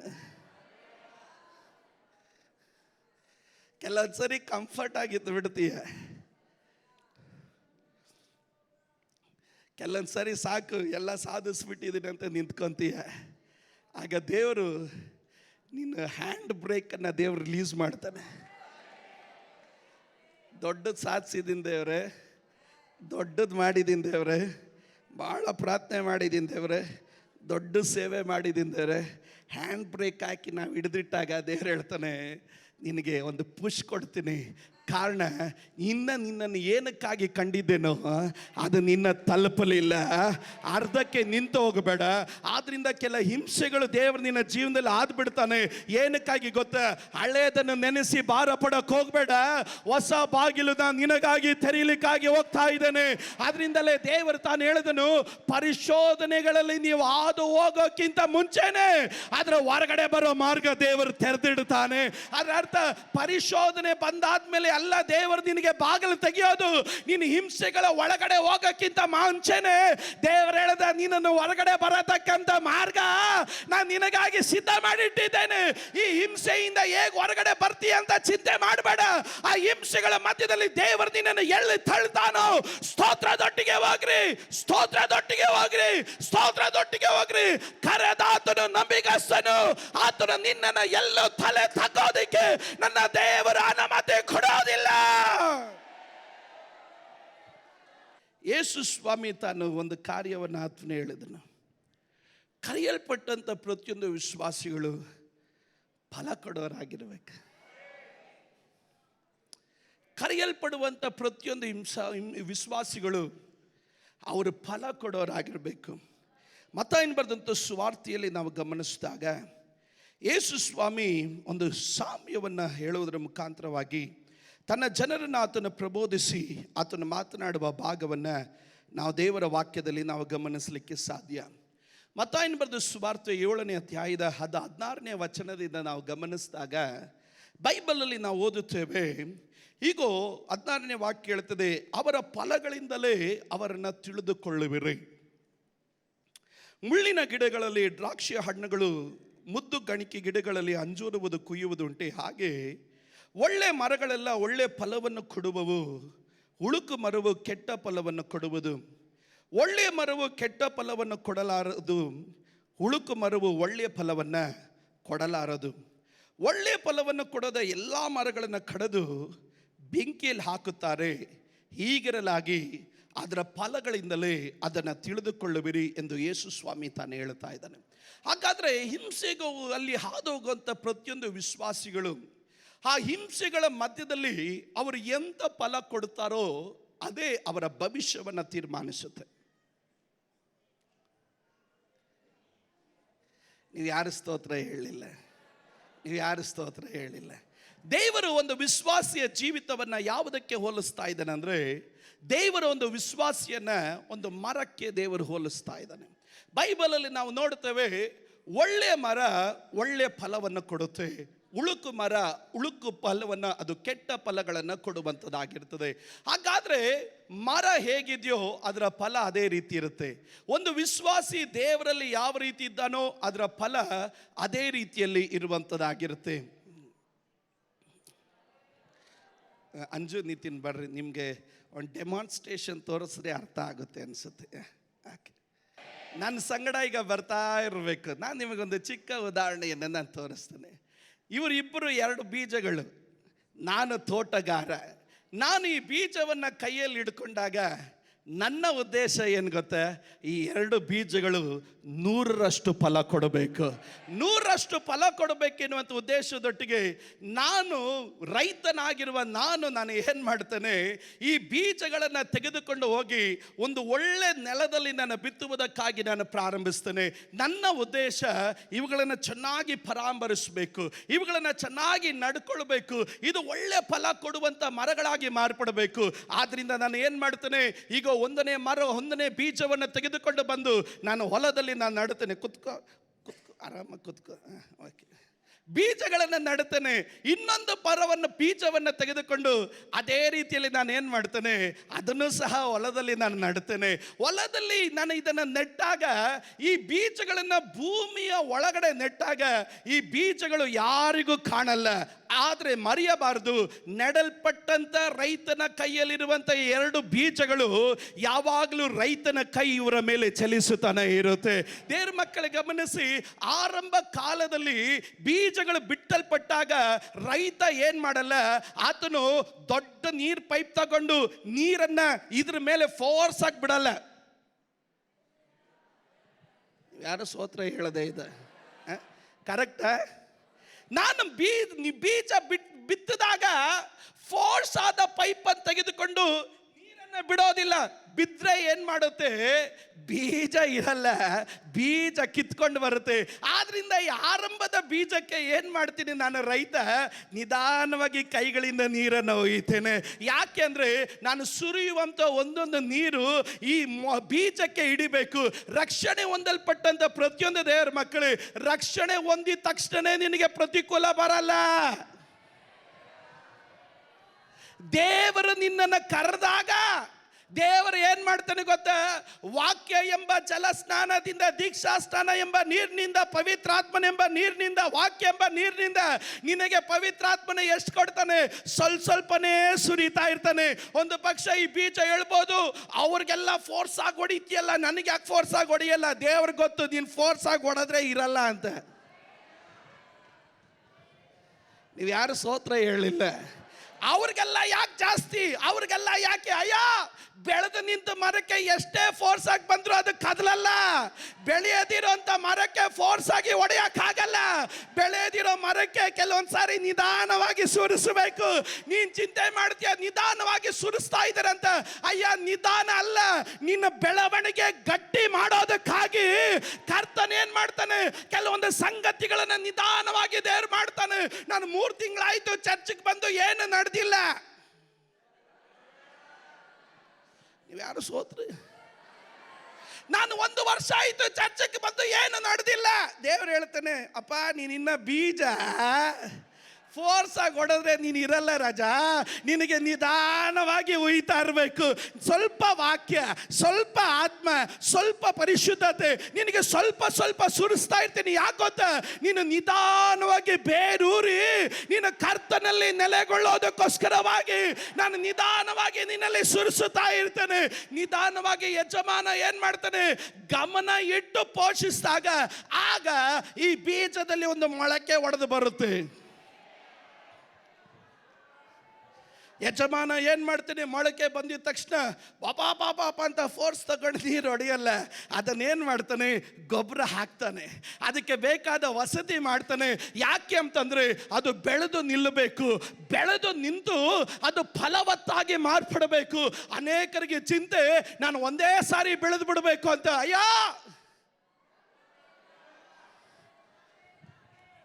ಕೆಲವರು ಸ್ತೋತ್ರ ಹೇಳಿಲ್ಲ. ನಾನು ಒಂದೇ ಸಾರಿ ಏನಾದ್ರೂ ಆಗ್ಬಿಡ್ಬೇಕು. ಒಂದೇ ಸಾರಿ ಏನಾಗಲ್ಲಯ್ಯ. ರೈತನ ಕೈಯಲ್ಲಿ ಇದೆಯಾ ನಿನ್ನ ಬೆಳವಣಿಗೆ ಸುರಕ್ಷಿತವಾಗಿರುತ್ತೆ. ಯಜಮಾನನ ಕೈಯಲ್ಲಿ ಇದೆಯಾ? ಸಭೆ ಒಳಗಡೆ ನೀನು ಇದೆಯಾ? ವಾಕ್ಯ ನಿನಗೆ ನಿಧಾನವಾಗಿ ಬರ್ತಾ ಇದೆಯಾ? ಪ್ರಸನ್ನತೆ ನಿನ್ನಲ್ಲಿ ನಿಧಾನವಾಗಿ ಬರ್ತಾ ಇದೆಯಾ? ಪರಿಶುದ್ಧತೆ ನಿನ್ನಲ್ಲಿ ನಿಧಾನವಾಗಿ ಬರ್ತಾ ಇದೆಯಾ? ಅರ್ಥ ಮಾಡ್ಕೊಳ್ಬೇಕು, ನಿನ್ನ ಬೆಳವಣಿಗೆ ಅನ್ನೋದು ಸಾಧಾರಣವಾಗಿರೋದಿಲ್ಲ. ನಿನ್ನ ಬೆಳವಣಿಗೆ ಅನ್ನೋದು ದೊಡ್ಡದಾಗಿರುವಂತದ್ದಾಗಿರುತ್ತೆ. ಯಜಮಾನ ಏನ್ ಮಾಡ್ತಾನೆ? ಇದನ್ನ ಬೆಳೆಸ್ತಾನೆ. ಅದಕ್ಕೂ ನೀರು ಒಯ್ತಾನೆ, ಇದಕ್ಕೂ ನೀರು ಒಯ್ತಾನೆ. ಅದಕ್ಕೂ ಗೊಬ್ಬರ ಹಾಕ್ತಾನೆ, ಇದಕ್ಕೂ ಗೊಬ್ಬರ ಒಯ್ತಾನೆ. ಎರಡು ಬೆಳೆದು ನಿಂತ್ಕೊಂಡ್ರಪ್ಪ. ನೋಡಿದ್ರ? ಯಾರು ಸ್ತೋತ್ರ ಹೇಳಿಲ್ಲ. ಯಾಕಂದ್ರೆ ಈ ರೈತನ ಕೈಯಲ್ಲಿರೋದು, ಸಭೆ ಒಳಗಡೆ ಇರೋದೆಲ್ಲ ಬೆಳೆಯುತ್ತೆ.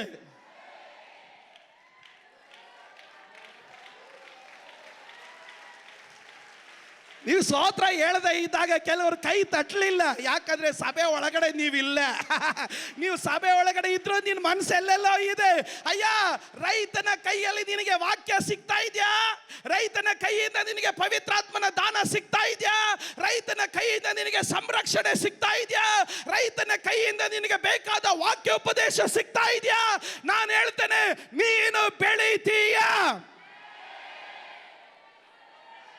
ನೀನು ಬೆಳೀತೀಯ. ನೀನು ಬೆಳೀತೀಯ.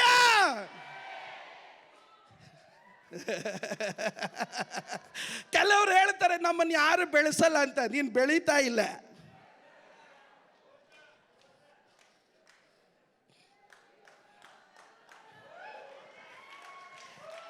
ಈ ಪ್ರೋಸೆಸ್ ಅಲ್ಲಿ ಇದ್ರೆ ಬೆಳೀತೀರಾ. ದೇವಾ, ನನ್ನನ್ನು ಯಾರು ಬೆಳೆಸ್ತಾ ಇಲ್ಲ. ಯಾರ ಕೈಯಲ್ಲಿದೆಯಾ? ಯಾರ ಜೊತೆಯಲ್ಲಿದೆಯಾ? ಸಭೆ ಒಳಗಡೆ ಇದೆಯಾ? ಯಜಮಾನನ ರೈತನ ಕೈಯಲ್ಲಿರೋ ಬೀಜನ ನೀನು. ರೈತನ ಕೈಯಲ್ಲಿರೋ ಬೀಜ ಆದ್ರೆ ನೀನು ಬೆಳೆದು ನಿಂತೇ ನಿಲ್ತೀಯ. ನಿನ್ನ ಬೆಳವಣಿಗೆಗೆ ಯಾವ ಹಸುಗಳಾಗಲಿ, ಕ್ರಿಮಿ ಕೀಟಗಳಾಗಲಿ, ಯಾವ ವನ್ಯ ಮೃಗಗಳಾಗಲಿ, ಯಾವ ಮನುಷ್ಯನಾಗಲಿ ನಿನ್ನ ಬೆಳವಣಿಗೆನ ಬಂದು ಮುಟ್ಟೋದಿಕ್ಕೆ ರೈತನು ಯಜಮಾನನು ಬಿಡೋದಿಲ್ಲ. ಕಾರಣ ನಿನ್ನನ್ನು ಬೆಳಿಬೇಕು ಅಂತಲೇ ನೆಟ್ಟವನು ನಿನ್ನನ್ನು ಬೆಳೆಸ್ತಾನೆ. ನಿನ್ನನ್ನು ಬೆಳೆಸೋದಕ್ಕೆ ಆತನ ಉದ್ದೇಶ ಪಟ್ರೆ ಯಾರು ನಿನ್ನನ್ನು ಮುಟ್ಟೋದಕ್ಕಾಗೋದಿಲ್ಲ. ಯಾರಾದ್ರೂ ಗಟ್ಟಿಯಾಗಿ ಆಮೇಲೆ ಹೇಳಲೇ. ಅಯ್ಯ, ನಿನ್ನನ್ನು ಬೆಳೆಸೋದಕ್ಕೆ ದೇವರು ನೆಟ್ಟಿದ್ದಾನೆ. ನಿನ್ನನ್ನು ಆಶೀರ್ವಾದ ಮಾಡೋದಕ್ಕೆ ದೇವರು ನೆಟ್ಟಿದ್ದಾನೆ. ನಿನ್ನ ತಲೆ ಎತ್ತೋದಕ್ಕೆ ದೇವರು ನಿನ್ನನ್ನು ನೆಟ್ಟಿದ್ದಾನೆ. ನಿನ್ನ ಸಾಲ ತೆಗೆದುಕೊಳ್ಳೋದಲ್ಲ, ಸಾಲ ಕೊಡುವಂತೆ ಮಾಡುವುದಕ್ಕಾಗಿ ದೇವರು ನಿನ್ನನ್ನು ನೆಟ್ಟಿದ್ದಾನೆ. ದೇವರು ನಿನ್ನನ್ನು ನೆಟ್ಟಿದ್ದಾನ. ನೀನು ಬೆಳೆದೇ ಬೆಳೆಯುತ್ತೆ.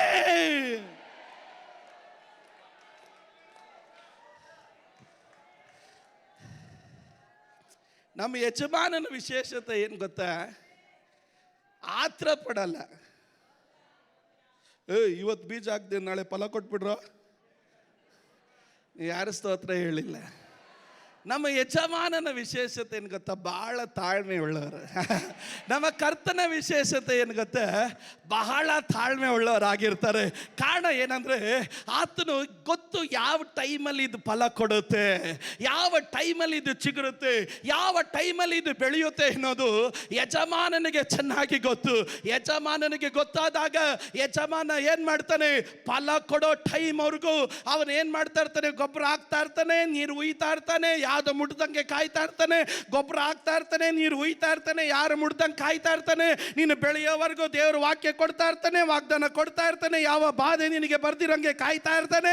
ನೀನು ಬೆಳೆಯೋವರೆಗೂ ದೇವರು ನಿನಗೆ ವಾಗ್ದಾನಗಳ ಮೇಲೆ ವಾಗ್ದಾನ ಕೊಡ್ತಾ ಇರ್ತಾನೆ. ಯಾವ ಶತ್ರು ನಿನ್ನ ಮುಟ್ದಿರೋ ಹಾಗೆ ದೇವರು ಕಾಯ್ತಾ ಇರ್ತಾನೆ.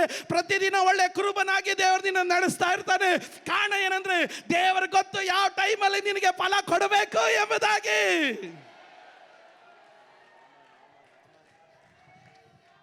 ಈಗ ಮರ ಬೆಳೆದು ಎಮ್ಮರವಾಯಿತು. ಚಾಚ್ರ ಎಮ್ಮರ ಆಗಿಬಿಡ್ರಿ.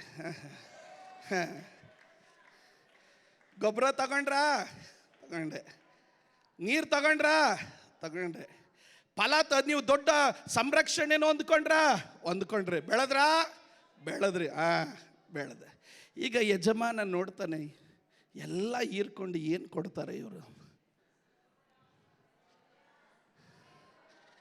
ಇವತ್ತು ಕೆಲವರನ್ನ ದೇವ್ರು ನೋಡಿ ಹೇಳ್ತಾ ಇದ್ದಾನೆ, 10 ವರ್ಷದಿಂದ ನನ್ನ ಹತ್ರ ಎಲ್ಲ ಹೀರ್ಕೊಂಡು ಏನು ಕೊಡ್ತಾರೆ ಇವರು? ಕೊಡಪ್ಪ ಕೊಡು ಕೊಟ್ಟೆ, ಕೊಡಪ್ಪ ಕೊಡು ಕೊಟ್ಟೆ, ಕೊಡಪ್ಪ ಕೊಡು ಕೊಟ್ಟೆ, ಇವತ್ತು ಕೊಡ್ತೀನಿ. ನೀವು ಯಾರು ಸ್ತೋತ್ರ ಹೇಳಿಲ್ಲ.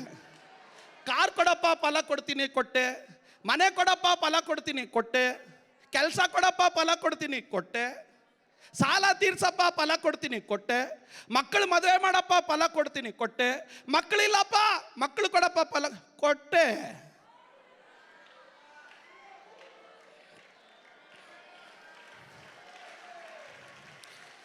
ಕೊಟ್ಟ ಮೇಲೆ ನೀನೇನು ಕೊಡ್ತಾ ಇದೀಯಾ?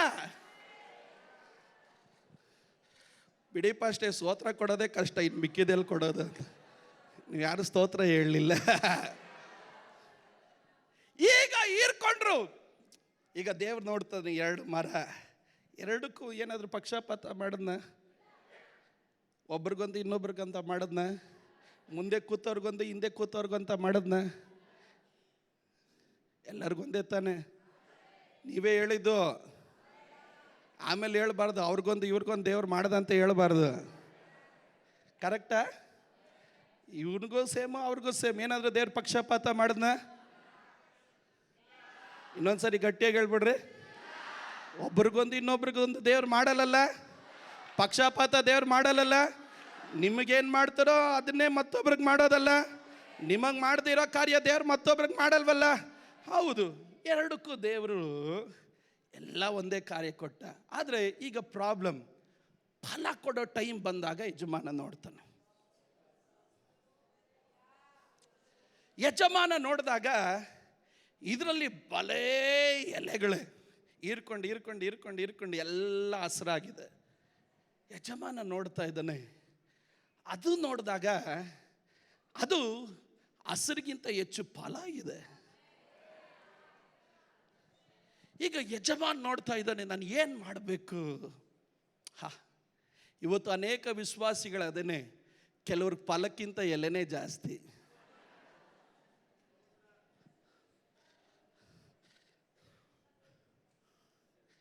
ಕೆಲವರು ಫಲಕ್ಕಿಂತ ಎಲೆನೇ ಜಾಸ್ತಿ. ಯಾವ ಎಲೆ, ನಾನು ಅನೇಕ ಸಾರಿ ಹೇಳ್ತೀನಿ, ಯಾವ ಎಲೆ ಬೇಜಾರು ಮಾಡ್ಕೊಳ್ಬೇಡ್ರ. ಲೋಕ ಎಂಬ ಎಲೆ, ಲೋಕದ ಆಸೆ ಎಂಬ ಎಲೆ,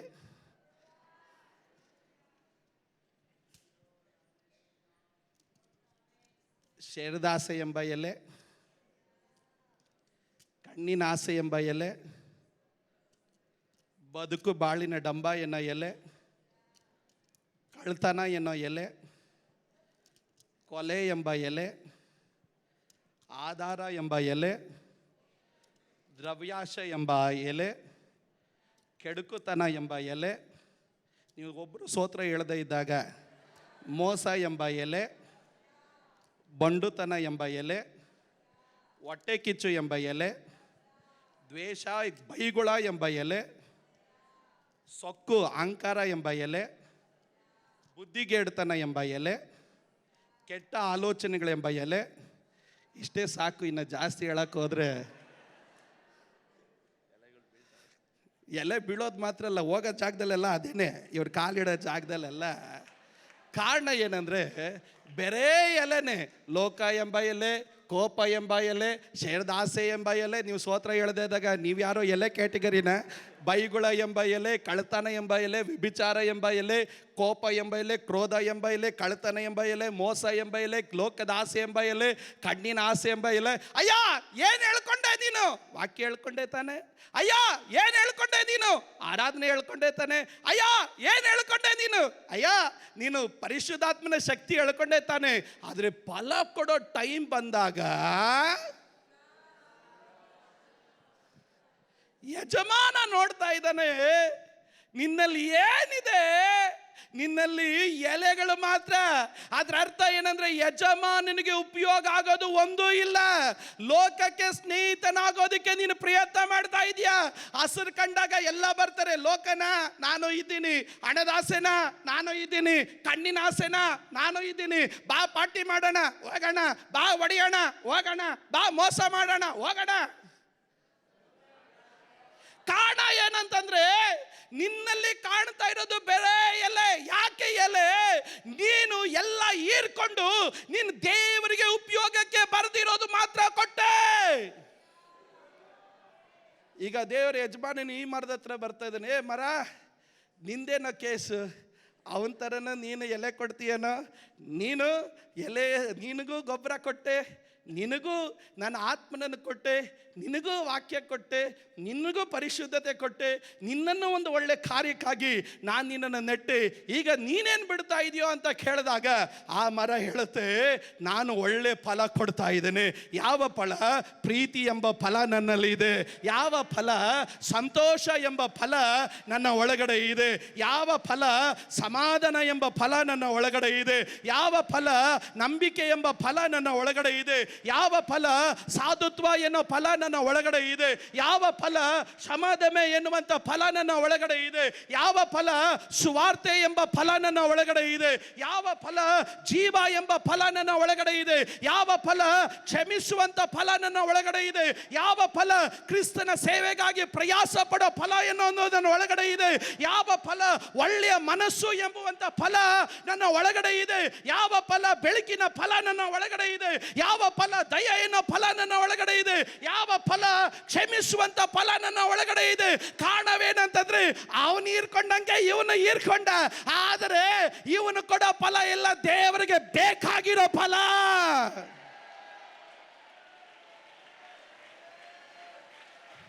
ನೀವೊಬ್ಬರು ಸ್ತೋತ್ರ ಹೇಳಲಿಲ್ಲ.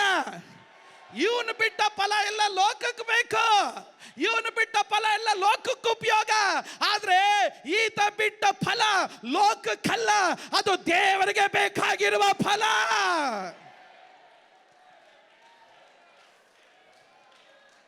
ಯಾರು ಸ್ತೋತ್ರ ಹೇಳದೇ ಇದ್ದಾಗ ಇವಾಗ ಕೆಲವರು ಕನ್ನಡಿ ತರ ಕಾಣ್ತಾರೆ, ನಾನು ಅವನ ಇವನ ಅಂತ. ನೀವು ಯಾರು ಸ್ತೋತ್ರ ಹೇಳಿಲ್ಲ.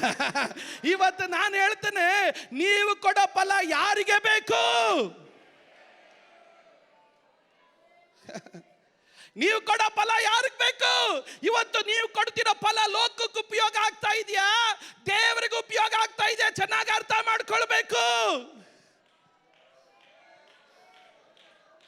ಫಲ ಕೊಡುವಂತ ಮರ, ಈ ಮರ ನೋಡಿ ಹೇಳ್ತೆ, ನಿನಗೆ ಎಲೆನೇ ಇಲ್ಲ, ನಿನಗೆ ಯಾವ ಚಾಮು ಇಲ್ಲ, ನಿನಗೆ ನನ್ನನ್ನು ನೋಡು, ಎಷ್ಟು ಜನ ನನ್ನ ಹತ್ರ ಬರ್ತಾರೆ, ನಾನು ಎಲೆ ಇದ್ದೀನಿ, ನಾನು ವಾವ್ ಅಂತ ಗಾಳಿ ಬೀಸಿದಾಗ ತಣ್ಣಗೆ ಬರ್ತೀನಿ, ಎಲ್ಲ ನನ್ನನ್ನು ಅಪ್ಕೊಳ್ತಾರೆ.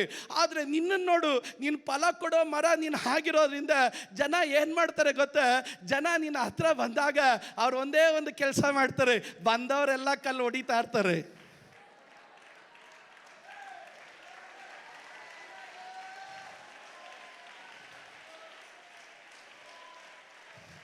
ತಗೋ, ನಂದು ಇರಲಿ ಒಂದು. ಬಂದವರೆಲ್ಲ ಏನ್ ಮಾಡ್ತಾ ಇರ್ತಾರೆ? ಸುಮ್ಮನೆ ಹೋಗಲ್ಲ, ಫಲ ಉಳ್ಳ ಮರಕ್ಕೆ ಕಲ್ಲೇಟು ಹೊಡಿತಾನೆ ಇರ್ತಾರೆ. ಯಾಕೆ ಅಂತಂದ್ರೆ ಇದು ಫಲ ಉಳ್ಳ ಮರ. ಫಲ ಇಲ್ಲದಿರೋ ಮರ ಸುತ್ತಲೂ ಗಾರ್ಡನ್ ಚೆನ್ನಾಗಿರುತ್ತೆ, ಫಲ ಇಲ್ಲದಿರುವಂತ ಮರದ ಸುತ್ತಲೂ ಎಲ್ಲವೂ ಚೆನ್ನಾಗಿ ನಡ್ಕೊಳ್ಳುತ್ತೆ, ಫಲ ಇಲ್ಲದಿರುವಂತ ಮರದ ಸುತ್ತಲೂ ಎಲ್ಲ ನೀಟಾಗಿರುತ್ತೆ. ಆದ್ರೆ ಫಲ ಇರುವಂತ ಮರ ಸುತ್ತಲೂ ಏನಿರುತ್ತೆ ಗೊತ್ತಾ?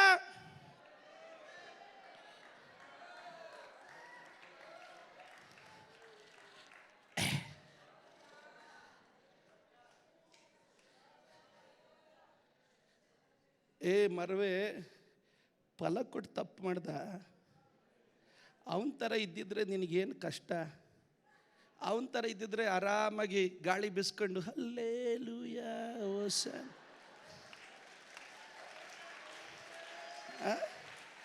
ಅವನ ಥರ ಇದ್ದಿದ್ರೆ ನಿನಗೆ ಯಾಕೆ ಕಷ್ಟಪ್ಪ? ಫಲ ಕೊಟ್ಬಿಟ್ಟು ಏಟ್ ತಿಂತಾ ಇದೆಯಲ್ಲೋ ಅಂತ. ಆದರೆ ಈ ಮರ ಹೇಳುತ್ತೆ, ನನ್ನ ಯಜಮಾನಿಗೆ ಮೋಸ ಮಾಡಲ್ಲ ನಾನು.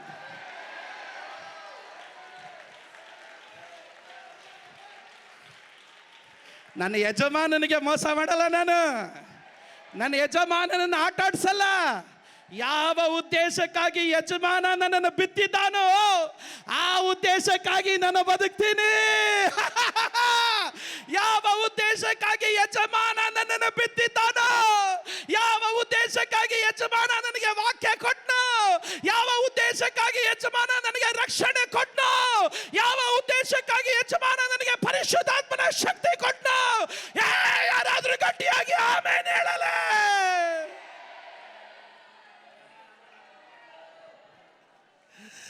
ನನ್ನ ಯಜಮಾನನಿಗೆ ಬೇಕಾದ ಫಲ ನಾನು ಕೊಡ್ತಾ ಇರ್ತೇನೆ. ಯಾಕೆ ನೀನು ಅವನ ಥರ ಆಗಬಾರ್ದ? ಅವನ ಥರ ನನಗೆ ಆಗಕ್ಕೆ ಮನಸ್ಸಿಲ್ಲ. ಕಾರಣ ನನ್ನ ಆ ಮರನೆಲ್ಲ ನೋಡ್ತಾ ಇರೋದು, ನನ್ನ ಯಜಮಾನನನ್ನು ನೋಡ್ತಾ ಇರೋದು. ಇವತ್ತು ನಾನು ಹೇಳ್ತೇನೆ, ಅವ್ರು ಇವ್ರನ್ನ ನೋಡೋರು ಅವ್ರು ಇವ್ರ ಥರ ಆದಾಗ ಯಜಮಾನನ ನೋಡುವವರು ಹಲ್ಲೇಲೂಯಾ, ಅವರು ಯಜಮಾನನ ಹಾಗೆ ಇರುವವರಾಗಿರುತ್ತಾರೆ.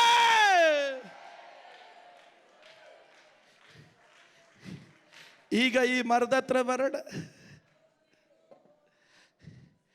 ಈ ಮರದ ಹತ್ರ ಒಂದು ವಿಶೇಷತೆ ಏನು ಗೊತ್ತಾ?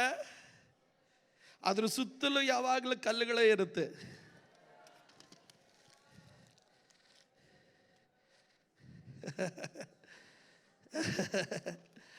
ಬಂದವರೆಲ್ಲ ಒಂದೊಂದು ಕಲ್ಲು ಹಾಕಿ ಹೋಯ್ತಾರೆ. ಅದೇ ಏನು ಗೊತ್ತಿಲ್ದಿರ ಹೊಸ ವಿಶ್ವಾಸಿ ಬಂದರು ಎಲ್ಲರೂ ಹಾಕದ ಅಂತೇಳಿ ಅವನೊಂದು ಚಿಕ್ಕ ಕಲ್ಲು ಹಾಕ್ಬಿಟ್ಟು ಹೋಗ್ಬಿಡ್ತಾನೆ. ಬರೋರೆಲ್ಲ ಏನು ಹಾಕ್ತಾ ಇರ್ತಾರೆ? ಬರೋರೆಲ್ಲ ಕಲ್ಲು ಹಾಕ್ಬಿಟ್ಟು ಹೋಗ್ತಾರೆ. ಅದೇ ಈ ಫಲ ಕೊಡುವಂಥ ಮರದ ವಿಶೇಷತೆ ಏನು ಗೊತ್ತಾ? ನೋಡ್ರಿ, ಹೊಸ ಕಲ್ಲು ಯಾವುದೂ ಇಲ್ಲ, ಬರೋರೆಲ್ಲ ಕೆಳಗಡೆ ಇರೋ ತಿರುಗೆ. ಕ್ರಿಸ್ತನ ನಾಮದ ಹಿಂಸೆಗೆ ಅನುಭವಿಸೋರ್ಗೆ ಯಾವುದು ಹೊಸದಿಲ್ಲ. ಹೋದ ವರ್ಷ ಹೊಡೆದಿದ್ದು ಈ ವರ್ಷ ತಿರುಗಿ ಹೊಡಿತಾರೆ ಅಷ್ಟೇನೆ. ಅವ್ನು ಹೊಡೆದ, ಅವ್ನು ಬಿಟ್ಟು ಇವ್ ನೋಡಿದೆ. ನೀವು ಯಾರು ಸ್ತೋತ್ರ ಹೇಳಲಿಲ್ಲ. ಹೋದ ವರ್ಷ ಅವನು, ಈ ವರ್ಷ ಇನ್ನೊಬ್ಬನು. ಕಾರಣ ಹೊಸ ಕಲ್ಲು ಹುಡ್ಕೊಂಡೋಗೋ ಅವಶ್ಯಕತೆ ಇಲ್ಲ, ಇರೋ ಕಲ್ಲನ್ನೇ ಹೊಡಿತಾರೆ. ಯಾರೋ ನೀವೆಲ್ಲ ಕಲ್ಲು ಹೊಡಿಯೋರ ಇಲ್ಲ, ಸ್ತೋತ್ರ ಹೇಳ್ರಿ. ಯಾವುದು ಹೊಸ ಕಲ್ಲಿಲ್ಲ. ಕೇಳ್ರಿ ಅಂಕಲ್, ಕೇಳ್ರಿ ಅಂಕಲ್, ಏನಾದರೂ ಹೊಸ ಪ್ರತಿಕೂಲ ಬಂತೆ ಬಿಡ, 2 ವರ್ಷದಿಂದ ಮಾಡಿದ್ದೆ ತಿರ್ಗಿ ಇವ್ರು ಮಾಡ್ತಾರೆ. ಹಳೆ ಕಲ್ಲೇ ಅಂಕಲ್, ಅವ್ರಂಗೆ ಮಾಡಿದ್ರಲ್ಲ, ಓ ಇವ್ರೇನು ಹೊಸದು ಮಾಡಿದ್ದ, ಅವ್ರು ಮಾಡಿದ್ದೆ ಇವ್ರು ಮಾಡ್ತಾರೆ. ಅದರಿಂದ ನೀವೇನು ಮಾಡಬೇಕು? ನಾನು ಫಲ ಕೊಡ್ತಾ ಇರ್ತೀನಿ ಬಿಡ.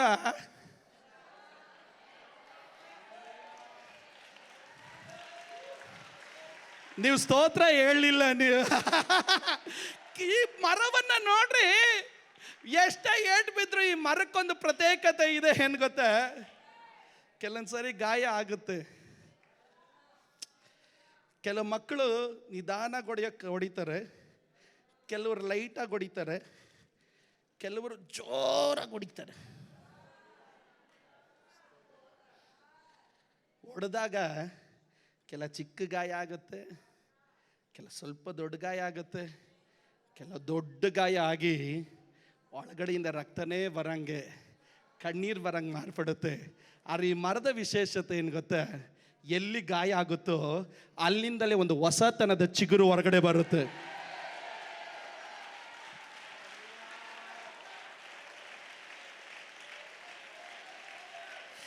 ನನ್ನ ಗಾಯ ನನ್ನನ್ನು ನೋಪಡಿಸಕ್ಕಲ್ಲ, ನನ್ನ ಗಾಯ ಹೊಸ ಚಿಗುರು ನನ್ನಲ್ಲಿ ಬರ ಮಾಡೋದಕ್ಕೆ. ನನ್ನ ಗಾಯ ನನ್ನನ್ನು ನೋಪಡಿಸೋದಕ್ಕಲ್ಲ, ನನ್ನ ಗಾಯ ನನ್ನನ್ನು ಯಾರಾದರೂ ಗಟ್ಟಿಯಾಗಿ ಸ್ತೋತ್ರ ಹೇಳಬೇಕು. ನನ್ನ ಗಾಯ ನನ್ನನ್ನು ನೋಪಡಿಸೋದಕ್ಕಲ್ಲ, ನನ್ನಲ್ಲಿ ಉಂಟಾಗುವ ಎಲ್ಲ ಮಾರ್ಕ್ ಏನಕ್ಕಾಗಿ ಗೊತ್ತಾ? ನನ್ನಲ್ಲಿ ಉಂಟಾಗುವ ಎಲ್ಲ ಮಾರ್ಕು ಹೊಸ ಒಂದು ಆರಂಭ, ಹೊಸ ಒಂದು ಚಿಗುರು, ಹೊಸ ಒಂದು ಸಂಗತಿ ನನ್ನ ಜೀವಿತದಲ್ಲಿ ತೆರೆದು ಬಿಡುವುದಕ್ಕಾಗಿಯೇ.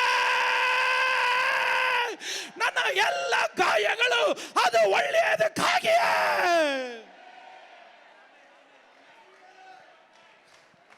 ಮರುವೆ ಏಟ್ ಬೇಕಾ? ಬರಲಿ. ಈ ವರ್ಷ ಬಿಟ್ಟಿದ್ದಕ್ಕಿಂತ ಫಲ ಇನ್ನೂ ಹೆಚ್ಚಾಗಿ ಫಲ ಕೊಡ್ತೇನೆ. ಕಾರಣ ಕಳೆದ ವರ್ಷ ಉಂಟಾದ ಗಾಯಗಳಿಂದ ಬಂದಂತ ಚಿಗುರಿದೆಯಲ್ಲ, ಅದರಿಂದ ಹೊಸ ರೆಂಬೆಗಳು ಹೊರಗಡೆ ಬಂದಾಗ ಅಲ್ಲಿಂದಲೂ ಒಂದು ಫಲ ಹೊರಗಡೆ ಬರಲಿಕ್ಕಾಗಿ ಪ್ರಾರಂಭವಾಗುತ್ತೆ. ಇವತ್ತು ನಾನು ಹೇಳ್ತೀನಿ, ವರ್ಷ ವರ್ಷ ವರ್ಷ ವರ್ಷ ವರ್ಷ ವರ್ಷ ವರ್ಷ ವರ್ಷ ವರ್ಷ ವರ್ಷ ದೇವರ ಮಕ್ಕಳು ನಡೆದು ಹೋಗಬೇಕಾದ್ರೆ ನೀವು ಎಂದಿಗೂ ಕಡಿಮೆ ಆಗೋದಿಲ್ಲ. ನೀವು ಎಂದಿಗೂ ಕಡಿಮೆ ಆಗೋದಿಲ್ಲ. ಕೃಪೆ ಮೇಲೆ ಕೃಪೆ, ಬಲದ ಮೇಲೆ ಫಲ. ಓ ಹಲ್ಲೆಲೂಯಾ! ಸೇವೆಯ ಮೇಲೆ ಸೇವೆ ಪಡೆದು ಮುಂದಕ್ಕೆ ಹೋಗ್ತಾ ಇರ್ತೇವೆ.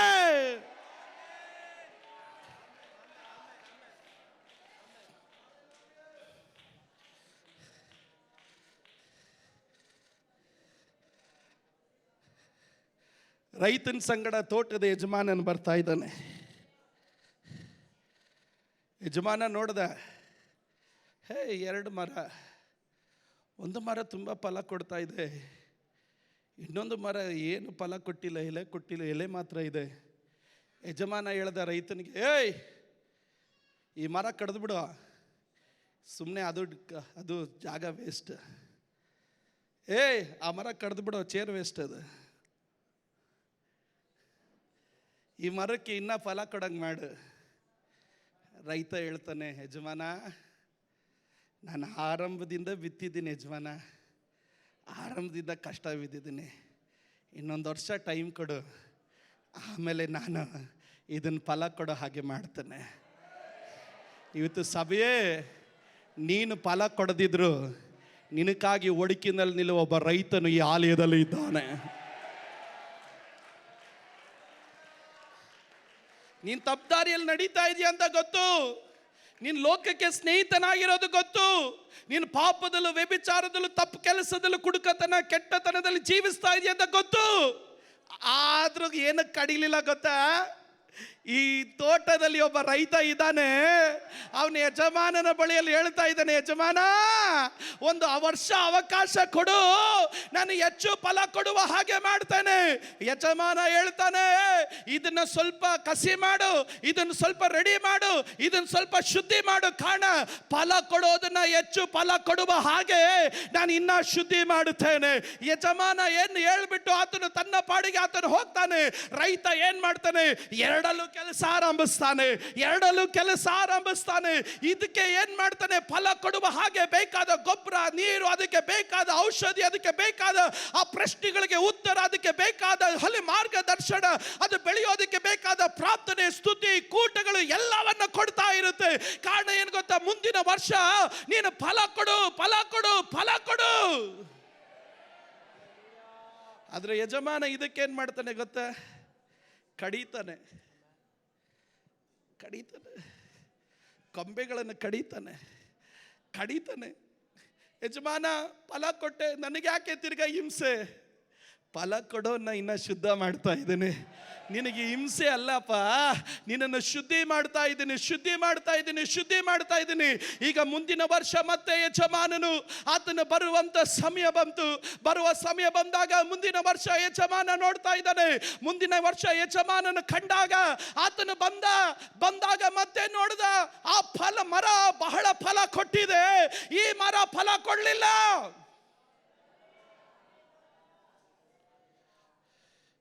ಯಜಮಾನನಿಗೆ ಬಹಳ ಕೋಪ ಬಂದಾಗ ಯಜಮಾನ ಮಾಡಿದಂತ ಒಂದೇ ಒಂದು ಕಾರ್ಯ ಏನು ಗೊತ್ತಾ, ರೈತನಿಗೆ ಹೇಳಿದ, ತೋಟಗಾರ ನೀನು ಒಂದು ಕೆಲಸ ಮಾಡು, ಇದ್ರ ಕಾಲಿಗೆ ಇದ್ರ ಬುಡಕ್ಕೆ ಕೊಡಲಿ ಇಡು. ಕಾರಣ ಇನ್ಯಾರನ್ನು ಇದನ್ನು ಆಟ ಆಡಿಸಬಾರ್ದು. ಫಲ ಕೊಡೋದಿರುವಂತ ಎಲ್ಲಾ ಮರಗಳನ್ನು ಏನ್ ಮಾಡ್ತೀನಿ, ಕಡದು ನಾನು ಬೆಂಕಿಗೆ ಹಾಕ್ಬಿಡ್ತೀನಿ. ಆದ್ರಿಂದ ಯಜಮಾನ ಏನ್ ಮಾಡ್ದ, ಇನ್ನ ಸ್ಥಳನೂ ವೇಸ್ಟ್ ಮಾಡಬೇಡ, ಇನ್ನ ನಿನ್ನ ಪ್ರಯತ್ನನೂ ವೇಸ್ಟ್ ಮಾಡಬೇಡ, ಇನ್ನ ನಿನ್ನ ಮಾತು ವೇಸ್ಟ್ ಮಾಡಬೇಡ, ಇನ್ನ ನಿನ್ನ ಕಷ್ಟನೂ ವೇಸ್ಟ್ ಮಾಡಬೇಡ. ಫಲ ಕೊಡೋದಿರುವಂತ ಮರವನ್ನು ಏನ್ ಮಾಡ್ತೀನಿ, ಕಡದು ನ್ಯಾಯ ತೀರ್ಪು ಎನ್ನುವಂತ ಬೆಂಕಿಗೆ ನಾನು ಹಾಕ್ತೀನಿ. ಈಗ ರೈತ ಏನ್ ಮಾಡ್ತಾನೆ, ಯಜಮಾನ ಹೇಳಿದ ಮೇಲೆ ಸುಮ್ಮನೆ ಇರಕ್ ಆಗಲ್ಲ, ಆತನ ಏನ್ ಮಾಡ್ತಾನೆ, ಕಡಿತಾನೆ. ನಿಂತಂತ ಮರ ಕಾಣದಂತೆ ಹೋಗ್ಬಿಡುತ್ತೆ. ದುಷ್ಟನು ಗಾಳಿ ಬಡಿದುಕೊಂಡು ಹೋಗುವ ಒಟ್ಟಿನಂತೆ, ಅವನು ಹುಡುಕಿದರೂ ಇರುವ ಸ್ಥಳ ಕಾಣದು. ಆದರೆ ನೀತಿವಂತನು ನಡಲ್ಪಟ್ಟ ಖರ್ಜೂರದ ಮರದ ಹಾಗೆ.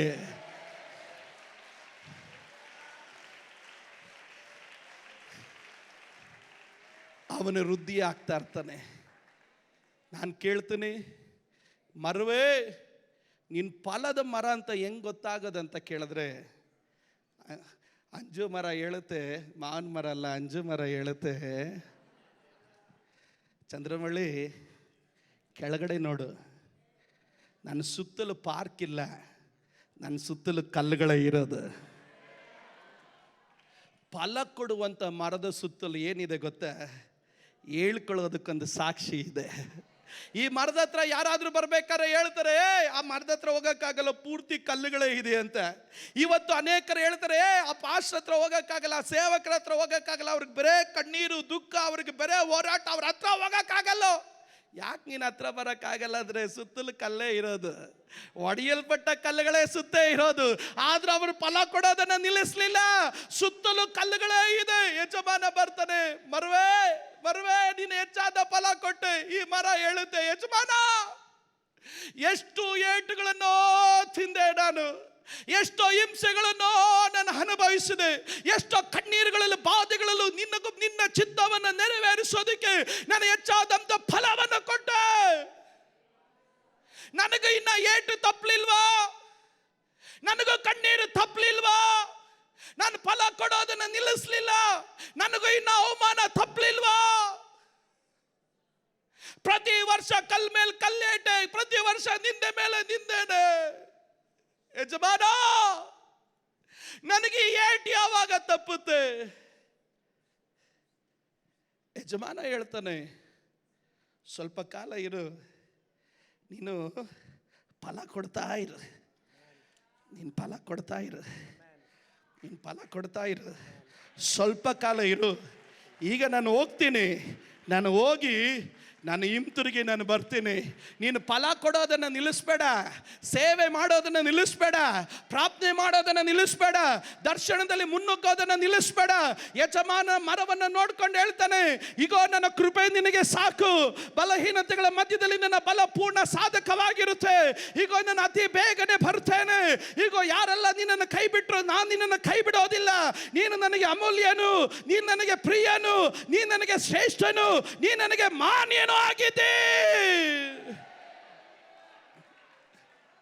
ಆ ಮರ ಫಲ ಹೇಗೆ ಕೊಡ್ತಾ ಇದೆ ಗೊತ್ತಾ?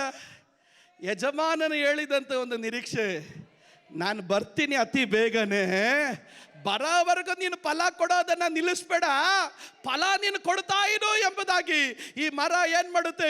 ಯಜಮಾನನ ವಾಕ್ಯವನ್ನ, ಯಜಮಾನನ ವಾಗ್ದಾನವನ್ನ, ಯಜಮಾನನ ವಚನಗಳನ್ನ ನಂಬಿ ನಂಬಿ ನಂಬಿ ನಂಬಿ ನಂಬಿ ನಂಬಿ ನಂಬಿ ಫಲ ಕೊಡ್ತಾ ಇರುತ್ತೆ. ಆದ್ರೆ ಒಂದು ದಿವಸ ಯಜಮಾನನು ಬಂದೇ ಬರ್ತಾನೆ. ಒಂದು ದಿವಸ ಯಜಮಾನನು ಬಂದೇ ಬರ್ತಾನೆ. ಯಜಮಾನನು ಹಿಂತಿರುಗಿ ಬಂದಾಗ ಆತನು ಸಾಧಾರಣವಾಗಿ ಬರೋದಿಲ್ಲ. ಯಜಮಾನನು ಬಂದಾಗ ಪ್ರಧಾನ ದೂತರ ಶಬ್ದದೊಟ್ಟಿಗೂ, ದೇವದೂತರ ತುತ್ತೂರಿಯ ಶಬ್ದದೊಟ್ಟಿಗೂ ಮಧ್ಯಾಕಾಶದಲ್ಲಿ ನನ್ನ ದೇವರು ಇಳಿದು ಬರ್ತಾನೆ.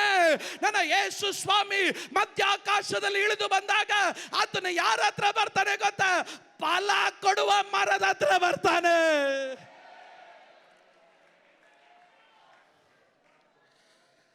ಫಲದ ಹತ್ರ ಕೊಡುವ ಮರದ ಹತ್ರ ಬಂದು ಹೇಳ್ತಾನೆ, ನಾನು ಹೇಳಿದ ಹಾಗೆ ಬಂದಿದ್ದೀನಿ. ಇನ್ನ ನಿನ್ನ ಕಷ್ಟ ತೀರ್ತು, ಇನ್ನ ನಿನ್ನ ಕಣ್ಣೀರು ತೀರ್ತು, ಇನ್ನ ನಿನ್ನ ಪ್ರಶ್ನೆಗಳು ತೀರಿತು, ಇನ್ನ ನಿನ್ನ ಹೋರಾಟ ಮುಗೀತು, ಇನ್ನ ನಿನ್ನ ಅವಮಾನಗಳು ಮುಗೀತು. ಮಧ್ಯ ಆಕಾಶದಲ್ಲಿ ಯಜಮಾನನು ಹಿಂತಿರುಗಿ ಬಂದಾಗ,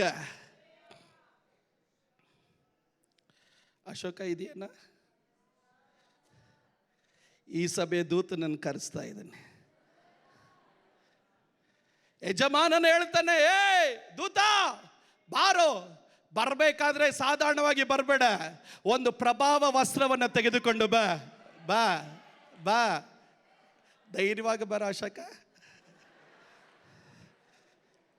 ಬಾ ಬಾ ಬಾ. ದೂತ ಬರ್ತಾ ಇದ್ದಾನೆ, ದೂತ ಬರ್ತಾ ಇದ್ದಾನೆ, ದೂತ ಬರ್ತಾ ಇದ್ದಾನೆ, ದೂತ ಬರ್ತಾ ಇದ್ದಾನೆ. ದೂತ ಬಂದಾಗ ದೂತ ಮಾಡೋ ಕೆಲಸ ಏನು ಗೊತ್ತಾ? ಅವನು ಮಾಡೋ ಕೆಲಸ, ನೀನು ಪಟ್ಟಂತ ಗಾಯಗಳು, ನೀನು ಪಟ್ಟ ಅವಮಾನಗಳು, ನೀನು ಪಟ್ಟ ನಿಂದೆಗಳು, ನಿನಗಾದ ಎಲ್ಲ ಗಾಯಗಳನ್ನು ದೇವರು ಹೇಗೆ ಮರೆ ಮಾಡ್ತಾನೆ ಗೊತ್ತಾ? ತನ್ನ ಪ್ರಭಾವದ ವಸ್ತ್ರದೊಟ್ಟಿಗೆ ಇನ್ನ ಗಾಯಗಳನ್ನು, ನಿನ್ನ ಅವಮಾನಗಳನ್ನು, ನಿನ್ನ ದುಃಖಗಳನ್ನು, ನಿನ್ನ ಹಿಂಸೆಗಳನ್ನೆಲ್ಲ